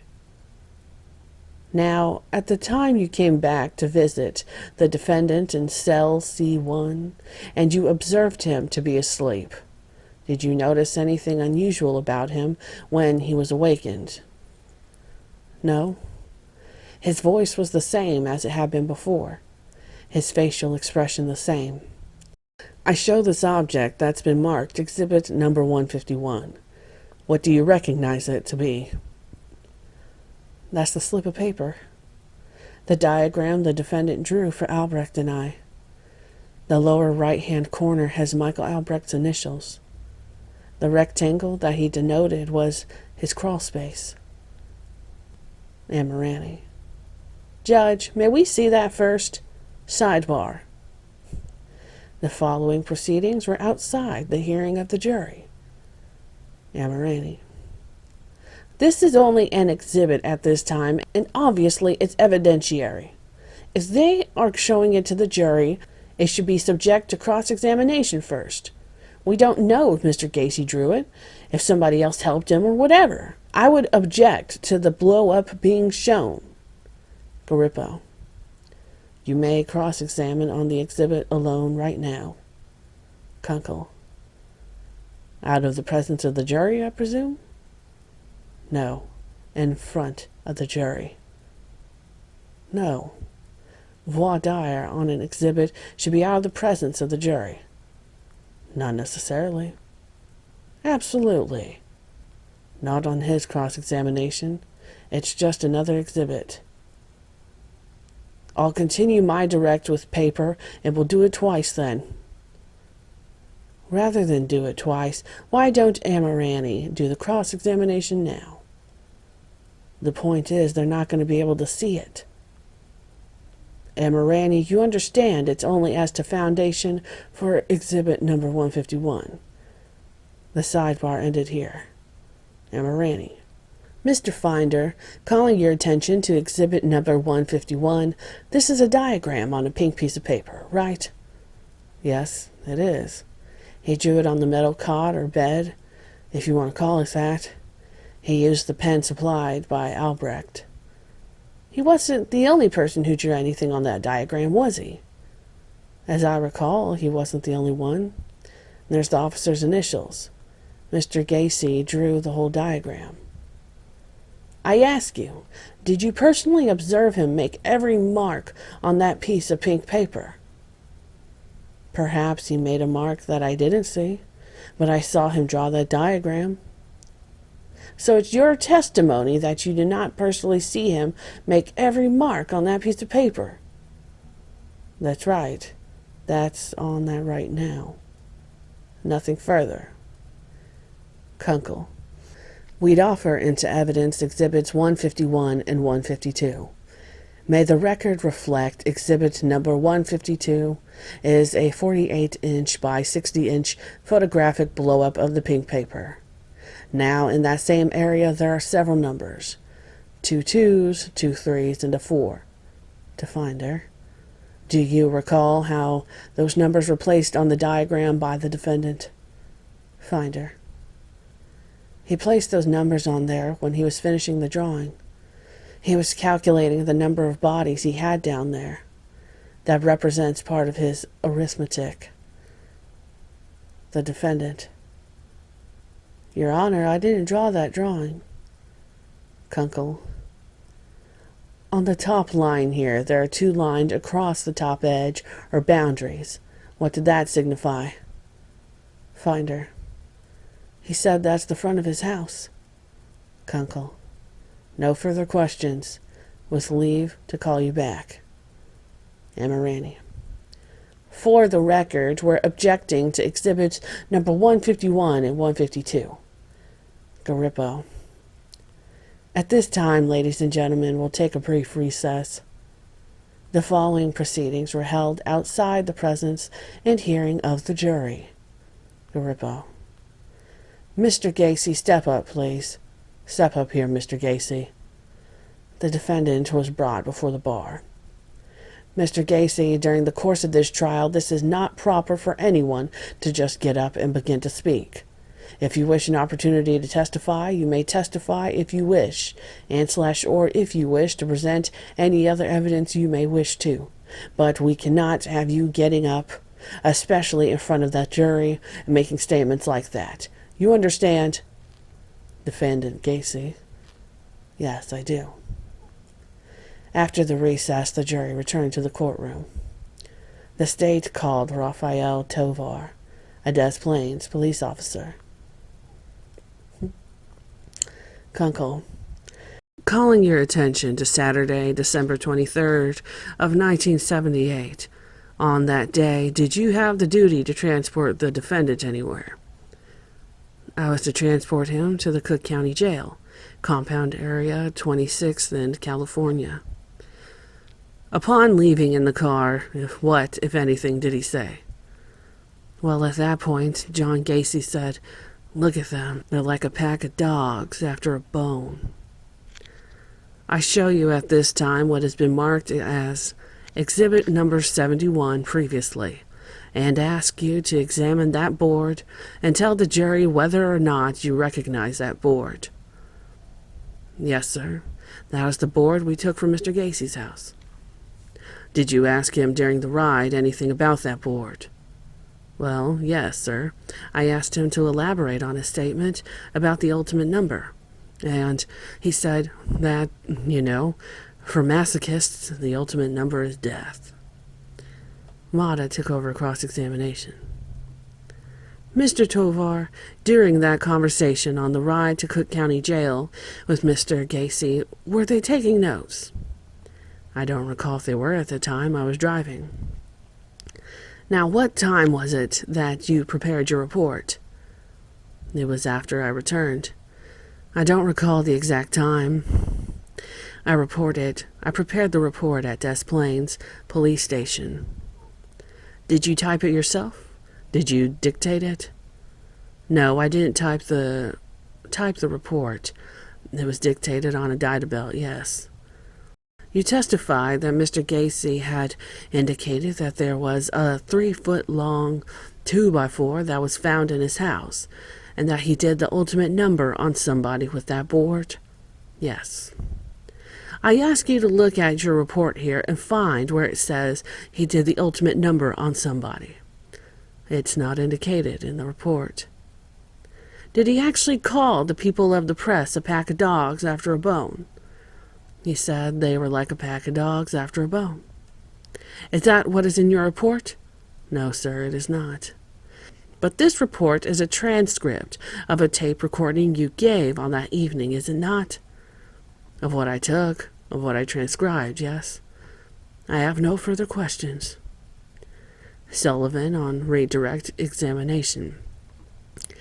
And in relation to the question as to whether or not you placed any statement about the press in there, does your report read that, while en route to the location of the Cook County Jail, John Gacy was quite talkative and made numerous remarks about the tenacity of the news media who were around when we placed him in the vehicle? Does your report contain that sentence? Yes, sir, it does. Further, as to the board, does your report contain this sentence? He told us that Joe liked pain inflicted upon him, and he had really done a number on him using the board. Yes, sir. Mata on re-cross-examination. But your report does not state the press is a pack of dogs, does it? No, sir, it doesn't. In fact, you are embellishing, isn't that correct? Objection. Sustained. In fact, the words ultimate death are not used in this report either, are they? No. Again, you are exaggerating, aren't you? No, sir. So your memory now is much better than when it was when you tape recorded the statement, is that right? I testify to the best of my knowledge. I have nothing further. The state recalled Daniel Genty, the Cook County Sheriff's technician. Egan led Genty to tell how the dicking was done at the Summerdale house. how the bodies were recovered and marked and stakes placed to mark the area of findings in the crawlspace, and that they were removed from the site and taken to the morgue pending identification. Genty told how the house was dismantled and what he had to accomplish down in the crawlspace, the discovery, and how the bodies were meticulously tagged, generally a piecemeal, how the digging team had to dig with their hands, about the gases and odors that forced them out until gas masks were utilized. Amirani objected to State's Exhibit 173, a bag containing a rope with knots, protesting that he could not see what probative value it would have. Garippo overruled it was the pattern of the knots. Amirani: I think its prejudicial value outweighs its probative value. Garippo overruled. The ligature or rope was found with the bones of body marked number 12, and they showed the pattern of the knots. Genty claimed that after December 29, 1978, no bodies were found until March 1979. Egan had Genty go into a long narrative as to how the entire lot was dug up, then through the complete excavation step by step until they found 2 bodies, one in the backyard under the driveway by the barbecue pit, and the second one under the back part of the house below the dining room. Egan tried to sneak something in about the hair found in the trunk of the car. Once again, Amirani objected, and Garippo sustained it, saying, I have warned in the state 3 times in regards to the car trunk. I will not do it again. Do you understand, Mr. Egan? The car is inadmissible as it wasn't seized in the search warrant. The defendant drove it in. Mata on cross-examination. Regarding the remains found at 8213 Summerdale, is there any way that you can determine how long those particular remains were there? Genty: I don't think that one could describe within a day or even a month. I would say somewhere from 6 months to a number of years. Some of these bodies 5 to 10 years. You indicated that the remains of body number 21 and also number 22, some of the bones were blackened. Is that correct? What period of time would it take for that to occur, and the cause? 2, 4, 5, 6 years? It could be any time. Blackened bones, at least 5 years. The decomposition of the surrounding flesh causes it. If my count is accurate, then you said we have 9 bodies where cloths were in the mouths, and out of those 9 you have described 2 as being, well, the description is on the record. As far as the other 7, do you recall whether those particular items are preserved in evidence? I'm sure they are all in the custody of Dr. Stein. Redirected by Egan. Would it also be correct to say that it is virtually impossible down to the day, minute, or hour to determine when a body died? Genty: Absolutely. That's one fiction that we see on the TV all the time, where they determine that the person died between 3 o'clock and 3:15. It just can't be done. There's no clock in a person. At best, it would be a matter of hours that you can estimate time of death. And in this case, who knows? Recrossed by Mata. A 10-year period of time, 15-year period of time, is that correct? What I am getting at, Officer Genty, is that it is relatively impossible to pinpoint even within a 10-year, 15-year period of time how long a particular body, if it had been decomposed. Is that correct? Genty: If it's completely decomposed, if there's no flesh left, even then, I don't know, not being an anthropologist, but eventually bones will decompose themselves to the point where there is nothing. Could an anthropologist tell us that within a reasonable degree of medical certainty? Within a reasonable degree, he should be able to. I have nothing further. Mr. Mata wanted to establish that, since many of the bodies were completely decomposed, the state should have brought in an anthropologist to determine the time of death in years or months. The second, if the length of time was longer than 6 years, many of the bodies were there before I owned the house. Furthermore, the state had not yet, nor did it ever, link me with even one of the bodies or names they used for those bodies.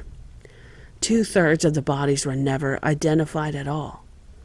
The state manufactured names for them from missing persons files, manufactured lives for them, manufactured my murdering them. The state called Ernest Marinelli, a Cook County Sheriff police officer who was in overall charge of the Summerdale house. He stated that he was stationed at 8213 Summerdale from December of 1978 to March of 1979. Kunkel on direct, specifically directing your attention to January 4th, 1979. Were you present at 8213 Summerdale on that particular date? Marinelli: Yes. It was at that time I recovered a jacket. I show you a photo, Exhibit 202. Do you recognize the scene in that photograph, and what is that? Yes, I do. This is a shot of the laundry room area with an investigator pulling that same blue jacket that we saw, and the picture below, Photo Exhibit 201. This one shows the hole in the floor where there was a heat duct. Who is the investigator shown in that photograph, if you know? That is Investigator Tovar from Des Plaines Police Department. He was present when the blue jacket was taken out of that hole. I now show you what has been previously marked Exhibit 38. What do you recognize it to be? This is the same jacket that was under the floor that day. The brand was Pacific Trail, a blue quilted jacket which Investigator Tovar initialed, and dated that day, January 4th, 1979. Marinelli went on to say that, besides Cook County Sheriff's Police and the Des Plaines Police, the County Highway Department worked there also, excavating it with special equipment. He said he was at the site until it was dug down 6 feet deep, and Morani had no questions. That jacket which Marinelli and Tovar claimed to have recovered on January 4th was the same jacket that the state claimed to have found on December 13th during the first search. It is listed in the inventory of the December 13th warrant. Where did this blue jacket come from? More evidence planted by the Des Plaines Police Department. But not one question was posed by my attorneys about the state's entering evidence in conflict. Who were they working for? They were an anathema to me. On Monday, the 18th of February, Judge Garippo addressed the jurors. At this time, we are beginning the morning with what is called the stipulation. The stipulation is an agreement that both sides agree that certain facts can be proved in court, and they agree that the witnesses need not be called to establish those facts. So when we say stipulation, it's just a fancy way of saying it's an agreement between both sides that certain facts can be proved in court. Do you wish to proceed, Mr. Varga? Varga. It will be stipulated between the parties that the skeletal remains referred to as Cook County Sheriff's Police numbers 1 through and including 29 were removed from the excavation at 8213 West Summerdale, referred to by the same numbers, and were transported to the Cook County Medical Examiner, who examined the remains, referring to the same numbers. Further, that the jaws and teeth of these remains, and x-rays of the remains, and x-rays of charts of the teeth made by the medical examiner's staff are likewise correctly numbered and related to the numbered remains and excavations. Also, that each of the antemortem or living dental and medical x-rays and dental charts relied upon by Dr. Pavlik and his associates and by Dr. Fitzpatrick are in fact the x-rays and records of the persons named for identified on those materials. Also, the jaws and teeth and the post-mortem x-rays of the jaws and teeth of remains referred to as Cook County Medical Examiner's number 231 of April 1979 are the remains and x-rays of remains recovered from the Des Plaines River near the Dresden Lock and Dam on April 9, 1979. Kunkel, so stipulated, and Morani, so stipulated. Mata, so stipulated.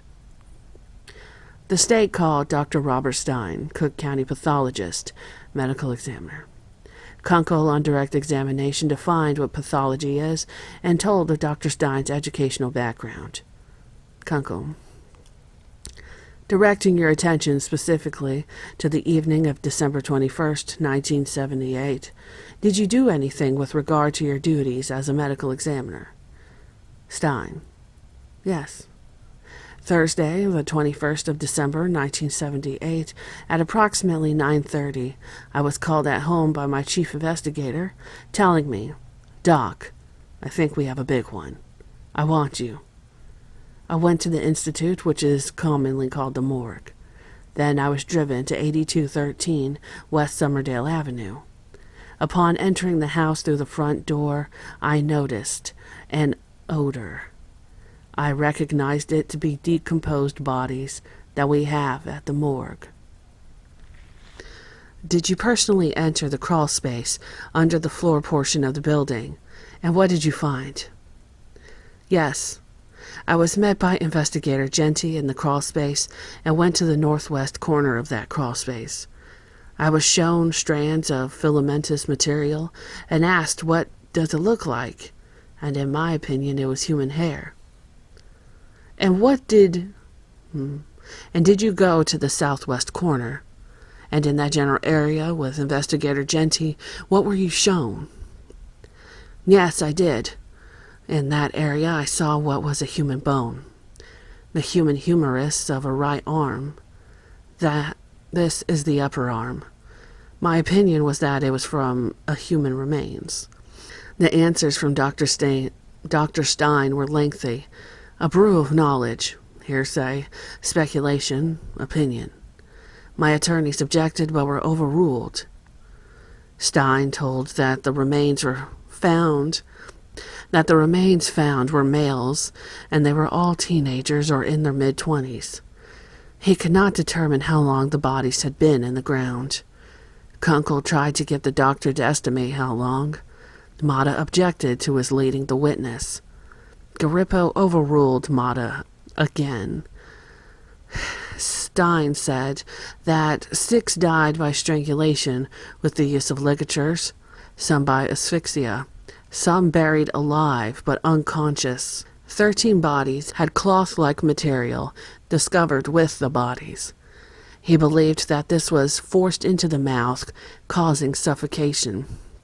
He said that body number 9 was stabbed to death. Of 10, the cause of death could not be determined. He told who was identified through dental x-rays, including number 231, Robert Peast. Kunkel pointed out that a post-mortem of Robert Peast showed a broken hyoid bone in his neck. Dr. Stein claimed that this was done by manual strangulation, but could be ligature. Kunkel had no further questions. And Morani on cross-examination, Dr. Stein, you believe that all were due to homicide. You indicated in the direct examination that there is a difference between cause and manner of death. The cause of death is the initiating act, is that correct? Yes, sir. It is what had produced the demise of the individual. Now, you also indicated that you issued death certificates and a number of individuals, 19 of the individuals. And you indicated that there was nothing inconsistent with the cause of death as to mechanical or rope strangulation. Is that correct? Yes, that is correct. The cause of death initiating act was in fact suffocation, yes. It is not a fact, Dr. Stein, that on 13 of the death certificates, or 13 of your findings, you indicate the cause or initiating act as you determined, as the medical examiner of Cook County, that the cause of death was not strangulation. Is that true? Yes, sir, that is correct. So, in each of those death certificates where you indicated the cause of death to be suffocation as opposed to strangulation, that was determined, in your opinion, as a forensic pathologist within reasonable medical certainty. Yes, sir, based upon the evidence that I have, yes. I'm talking about probabilities, Dr. Stein. You mentioned the hyoid bone. Isn't that right? That it's a tiny bone, but not connected to any other bone. Yes. In a younger person, it is extremely elastic, and it gets harder as the person gets older. It is not connected, only by muscle tissue by the cornu. Your experience as a medical examiner, Dr. Stein, when the hyoid bone is broken, what is the first thought that comes to your mind when you find a hyoid broken? Strangulation. And you say there are only 6 of the bodies recovered with ligature or rope around the neck? Yes, sir. Nothing further. Amirani proved 2 things that were inconsistent in the state's case. The state's theory was that all the victims died of strangulation with a rope, and that the same rope trick method was used. Dr. Stein testified that only 6 deaths were by ligature strangulation, based on evidence and a degree of medical certainty. Amirani pointed out that the broken hyoid of Robert Peast, because of the elasticity of that bone, was almost certainly caused by manual strangulation and not ligature strangulation. That was significant in light of the state's assertion that a rope trick was engaged with all the victims. Secondly, the dates of death are inconsistent with the state's claim, using the dates they disappeared as the dates of death. I was out of Illinois when 16 of those individuals disappeared. The state called Dr. Edward Pavlik, who told how he, along with 3 other doctors, with the help of dental charts, identified 17 of the victims. Mata, in cross-examination, went right to the point. When you say identification is tentative, you mean that we cannot make an identification based on a reasonable degree of dental certainty. Pavlik. The reason it's tentative is maybe the best way to answer that question would be, well, is it yes or no? Egan. He's trying to answer the questions. Garippo. Can you answer the question that way? Pavlik. I would. Egan. I have an objection to the question, Judge. Pavlik. I would prefer not to. Mata. But you indicated that the identification is based on a reasonable degree of dental certainty. Is that correct? Pavlik. Yes. Mata. Thank you, Doctor. I have nothing further.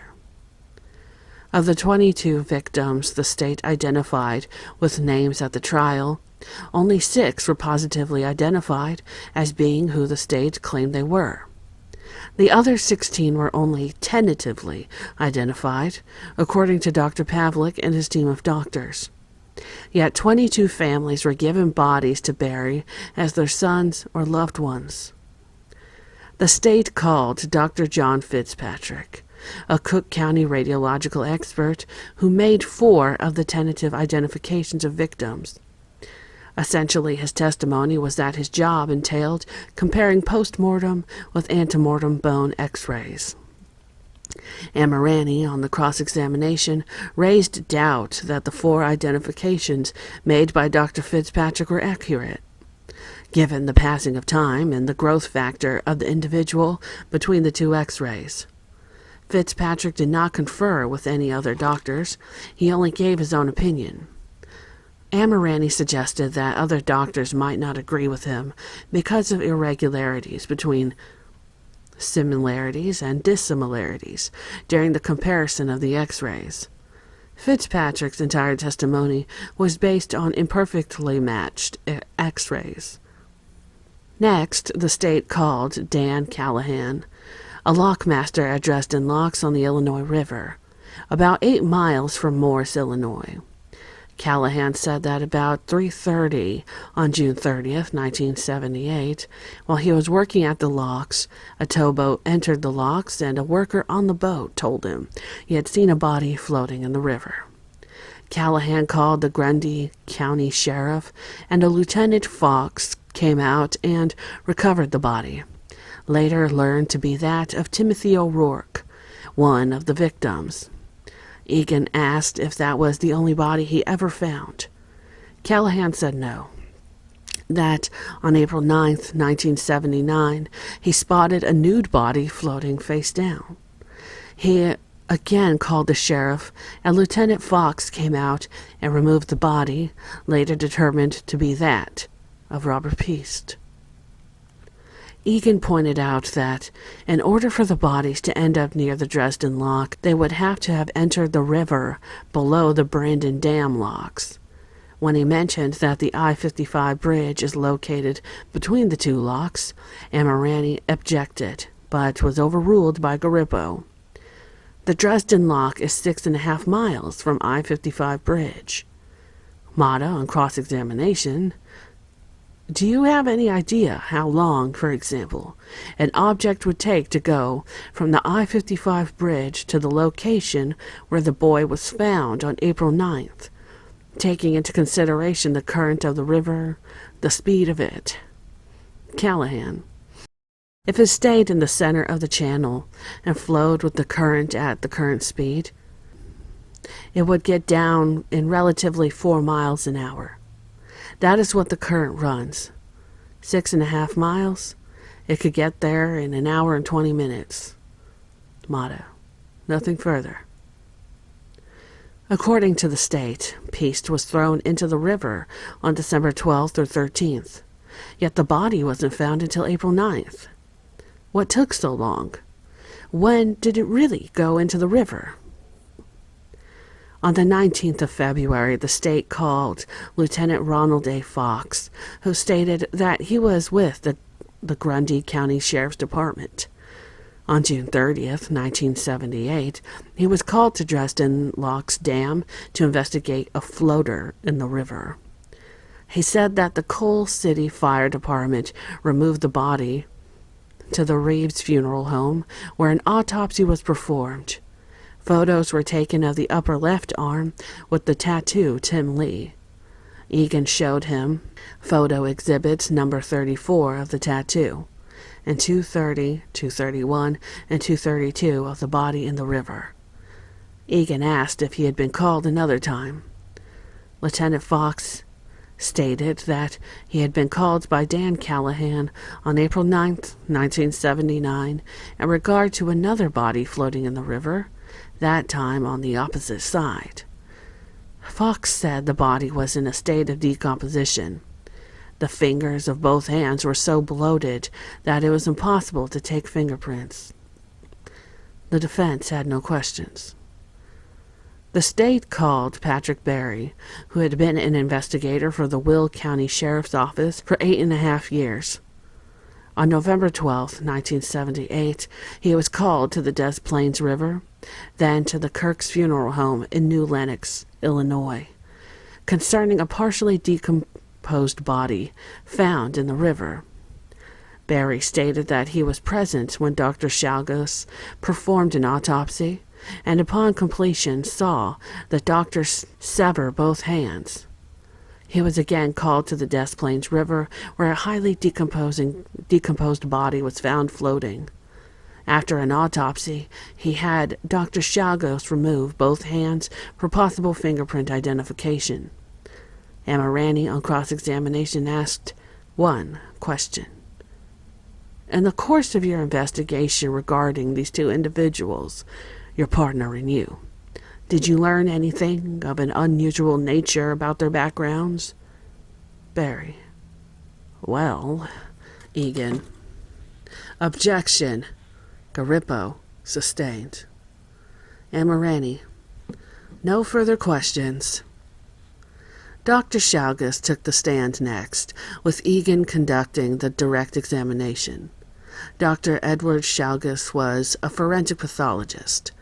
On December 12, 1978, he was called by the Will County Sheriff to perform an autopsy on a presumed drowning victim. The victim had something packed in the mouth, later found to be blue bikini pants. There were no external marks on the body, and the victim was dead before he was put into the river. The victim died from asphyxia related to regurgitative, occlusive aspiration of gastric content, all related to the mouth gag, there being no strangulation effect whatsoever noted. Egan turned to December 29, 1978. Dr. Shalgas said he was called to Kurt's funeral home to perform an autopsy on a white male. He was dead before he entered the water. The police described the individual as meticulous in body appearance. His fingernails and even his toes were well manicured. His hair was neat. He was slim with a narrow torso and hips, but muscular. Shalgas. There were neither any natural abnormalities nor were there any unnatural or abnormalities, meaning no evidences of trauma or foul play, no traumatic changes or anything of that type. Egan. Among those possible causes of death, is strangulation one possible cause of death of the individual? Emirani. Objection, Judge. Garippo, overruled. Shalgas. It's a theoretical possibility, but other mechanisms of asphyxiation are much greater possibilities, and various other changes such as inhalant elements, which no longer can be shown up in toxicological examination. Egan. No further questions. Emirani. Doctor, I believe on both of these cases you also indicated that the neck in both of them, what you called atraumatic. Is that correct? Shalgas. Yes. The entire body was atraumatic, which means that there is no evidence of an injury having been caused. Emirani. Thank you, Doctor. No further questions. Dr. Munesh Aluwalia took the stand for the state, with Mr. Egan doing the direct examination. Egan. Dr. Aluwalia, where were you called to on June 30th, 1978, and what did you do? Aluwalia. I went to the Blackburn Funeral Home at 10 o'clock in the evening to perform an autopsy. Dr. Aluwalia described the body as a young white male, weighing 152, 5'9". The external examination showed that the body had a tattoo on his upper left arm with the name Tim Lee. The body was in the water a long time and was badly decomposed. The internal examination showed no evidence of violent trauma or injury, and the doctor could not pinpoint the cause of death. Egan tried to get to the doctor to say that the victim was strangled, but Dr. Aluwalia said it was not possible to determine this. Egan had no further questions. Mata on cross-examination. Now, did you not prepare a certificate for the Grundy County with regard to this individual? And you listed the cause of death as apparent drowning, is that correct? Aluwalia. Yeah, I did. Yes, that is correct. This is based upon a combination of evidences that was seen on the physical examination and the information at the time. If the body was dead when somebody threw it in the water, then the cause of death couldn't have been drowning, at least from being thrown in the water, is that correct? Yes, that's correct. The state called Michael J. Murphy. Kunkel took the direct examination. Murphy was employed by the state as a forensic scientist. He processed items of evidence submitted by law enforcement agencies for latent prints. Kunkel had Murphy explain the art of fingerprint identifications. On November 13, 1978, Murphy received 2 tin cans containing a right and left hand from which he inked fingerprint impressions. Kunkel showed him exhibit number 240, prints of Frank Landigan, and 241, the prints he made of the unknown hands. After talking about the points of comparison, Murphy stated it was his expert opinion that both sets of prints were of the same person, Landigan. Next, Murphy was shown photo exhibit 243, and Murphy said those were fingerprints he made from hands he received on December 19, 1978, victim unknown. Kunkel then showed him exhibit 244, fingerprints of James Mazzara. Murphy stated it was his expert opinion that the two sets were the same, both belonging to one James Mazzara. Kunkel next showed him exhibit number 245, a set of inked fingerprints from a deceased unknown found on June 30th, 1978, and exhibit number 246, fingerprints of Timothy O'Rourke. Murphy stated that 245 and 246 were the same, those of Timothy O'Rourke. Mata, on cross-examination: how would you classify what you have identified as Frank Landigan?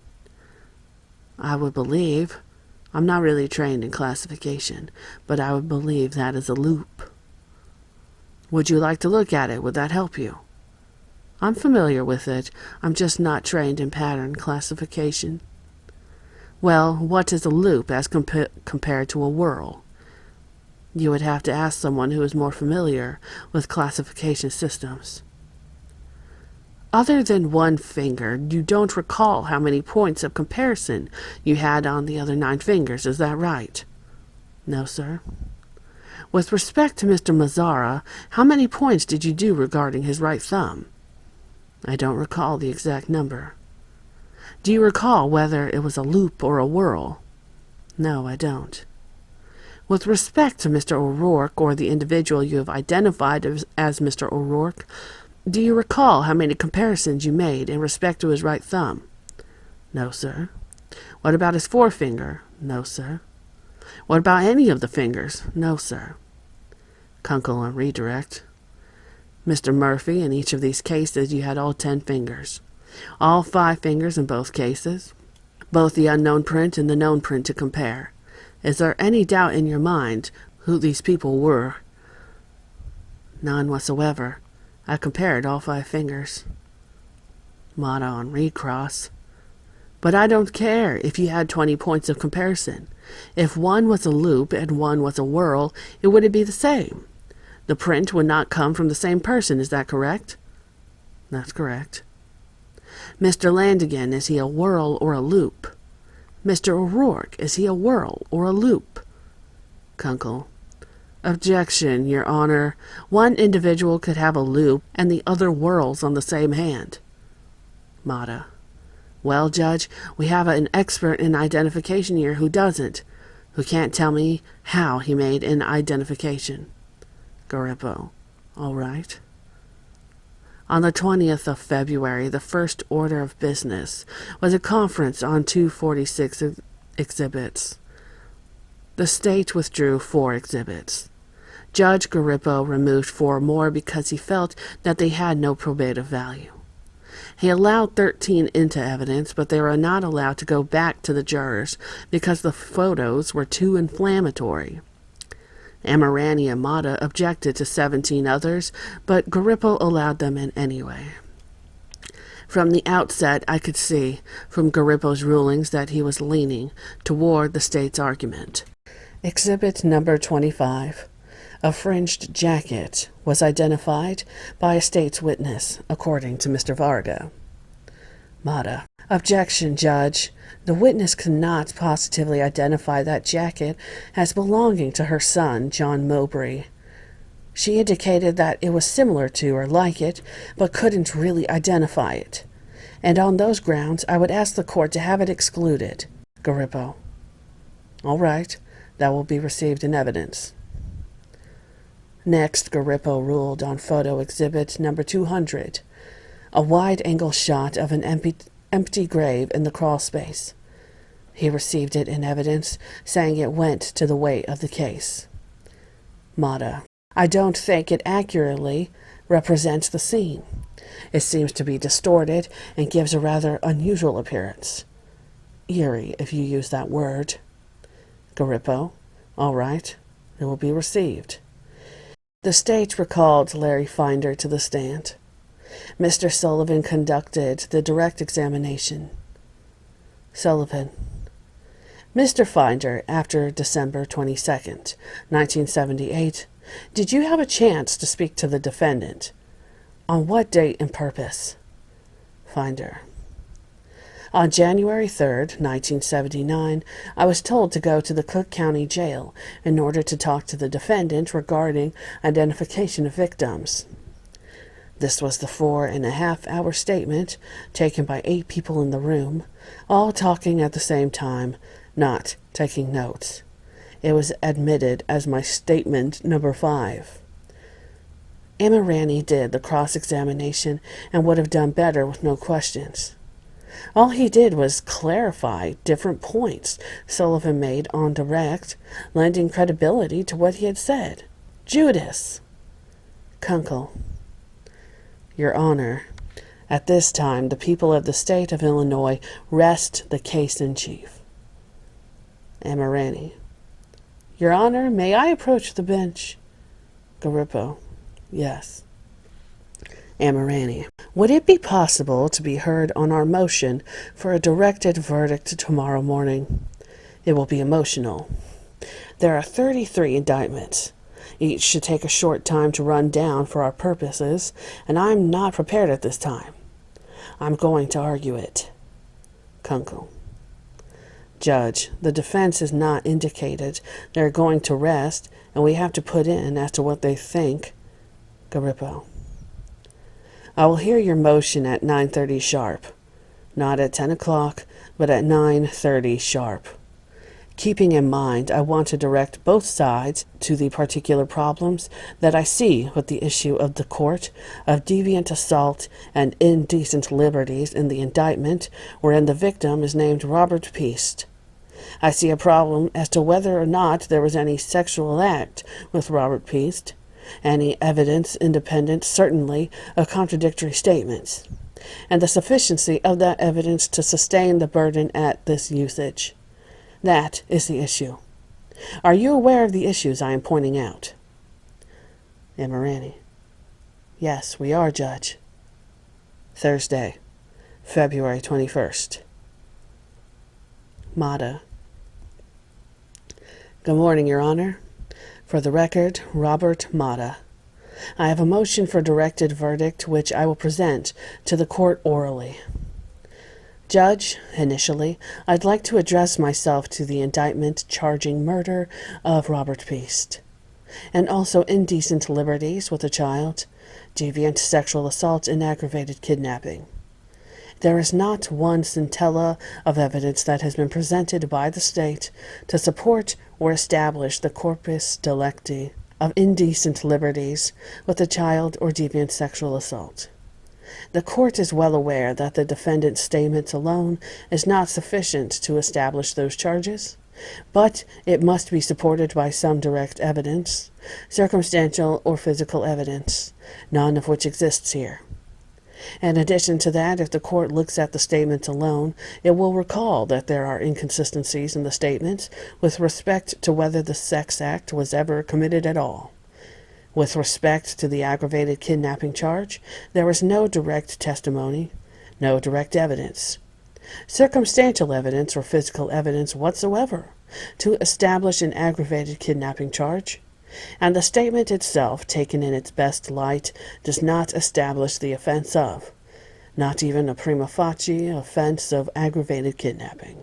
With respect to the indictment charging the murder of Landigan, Mazzara, and O'Rourke, the individuals identified by the state's witnesses as those people I have just mentioned, they were found in the river. There is no connection that has been established by the state's testimony or evidence regarding my client to those particular individuals. There have been references to photographs shown to my client in the statements, and those statements indicate that Mr. Gacy could not identify Mr. Landigan, did not identify Mazzara, or once did and maybe didn't another time, and no identification of Mr. Rourke at all. I don't think there's been any other testimony. With regard to the bond slip allegedly found in my client's house, there's been no testimony that I can recall by any police officer or any other state witness to establish where that bond slip in fact was found. There's nothing to connect these individuals with my client. The most remarkable point that I can recall for the court is the fact that my client consistently, if the court is to look at his statements, stated that all individuals were killed by strangulation. The pathologist testified for the state indicated that those bodies found in the river were atraumatic, meaning, of course, there was no trauma to the neck whatsoever. No identification that any strangulation ever occurred. Again, glaring inconsistencies with the statement.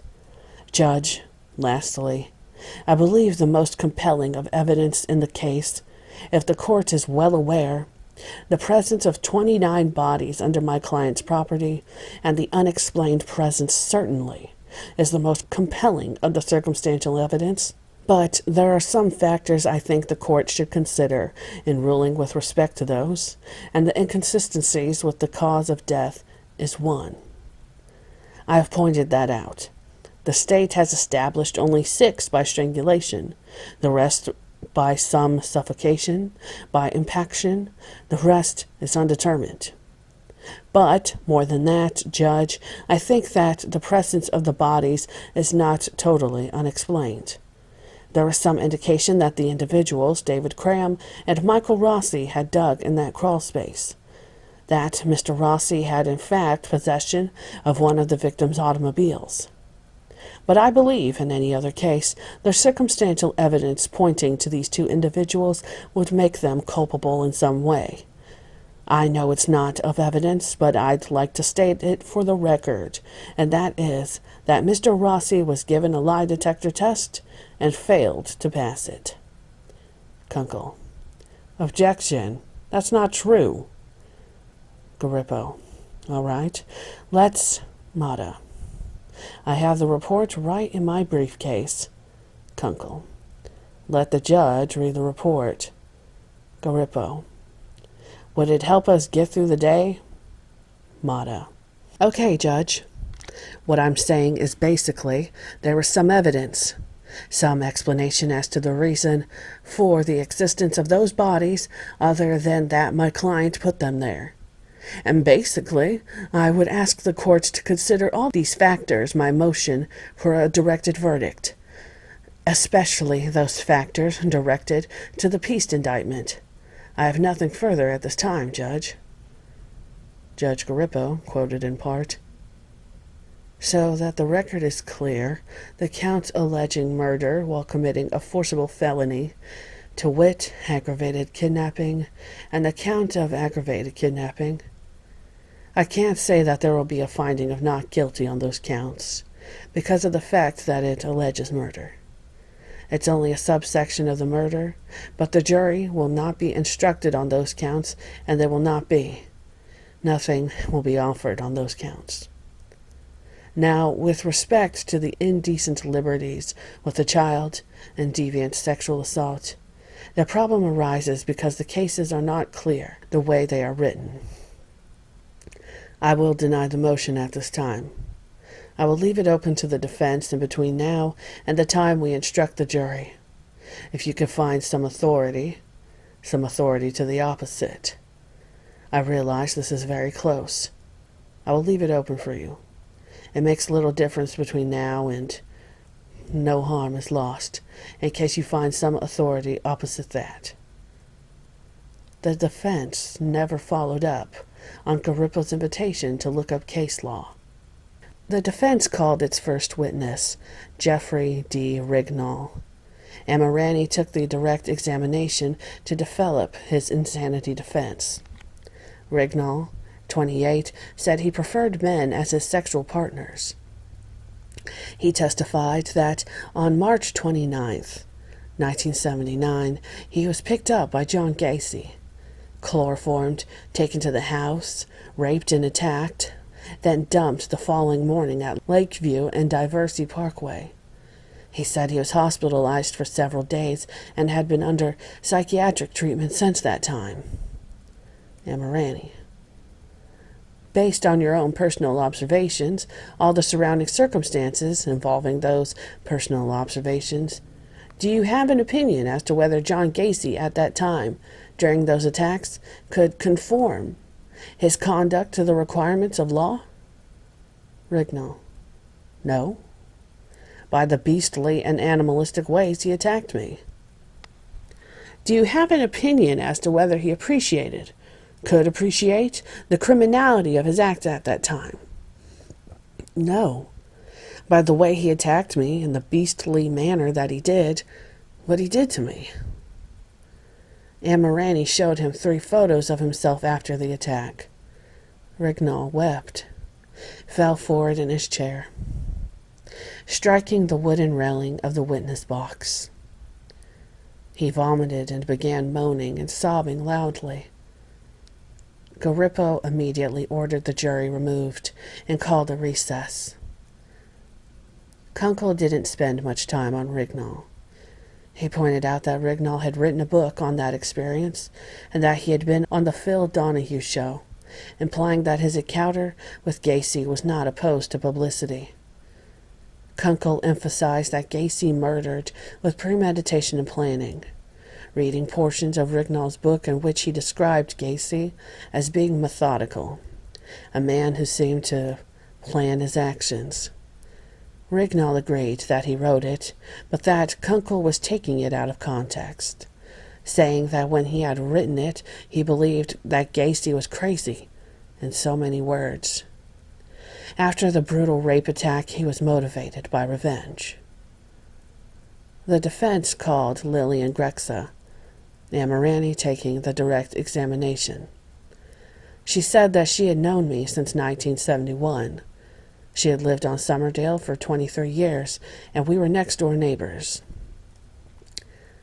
Amirani. You say you formally met your new neighbor on Christmas Eve of 1971. How was that first meeting, that Christmas Eve that stands out in your mind? How do you remember? Grexa. He came to our back door and introduced himself as our new neighbor, and he brought a basket of fruit, saying he understood we had children and thought maybe they would like some.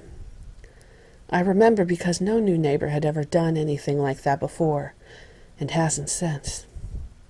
And he proceeded to meet our family that was over for Christmas Eve and asked us to come over the next day for cocktails in the evening. I regarded him not only as a neighbor but as a good friend. You say you observed him with Carol and her 2 children.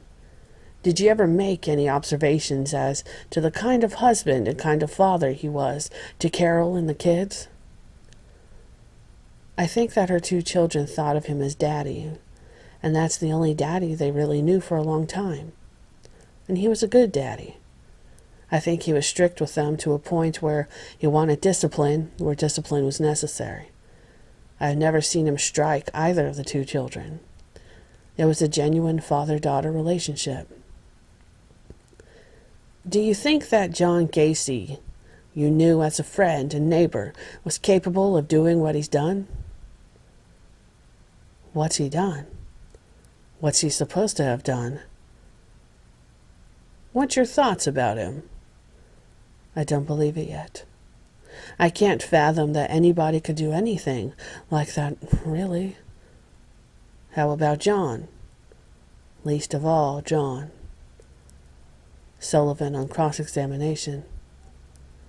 During that time, Mrs. Grexa, did you know Gacy to have regular hours? And, crazy enough, that is where the book ends. I do not have a complete copy. I have read just a PDF version of this book that has been floating around on the internet forever.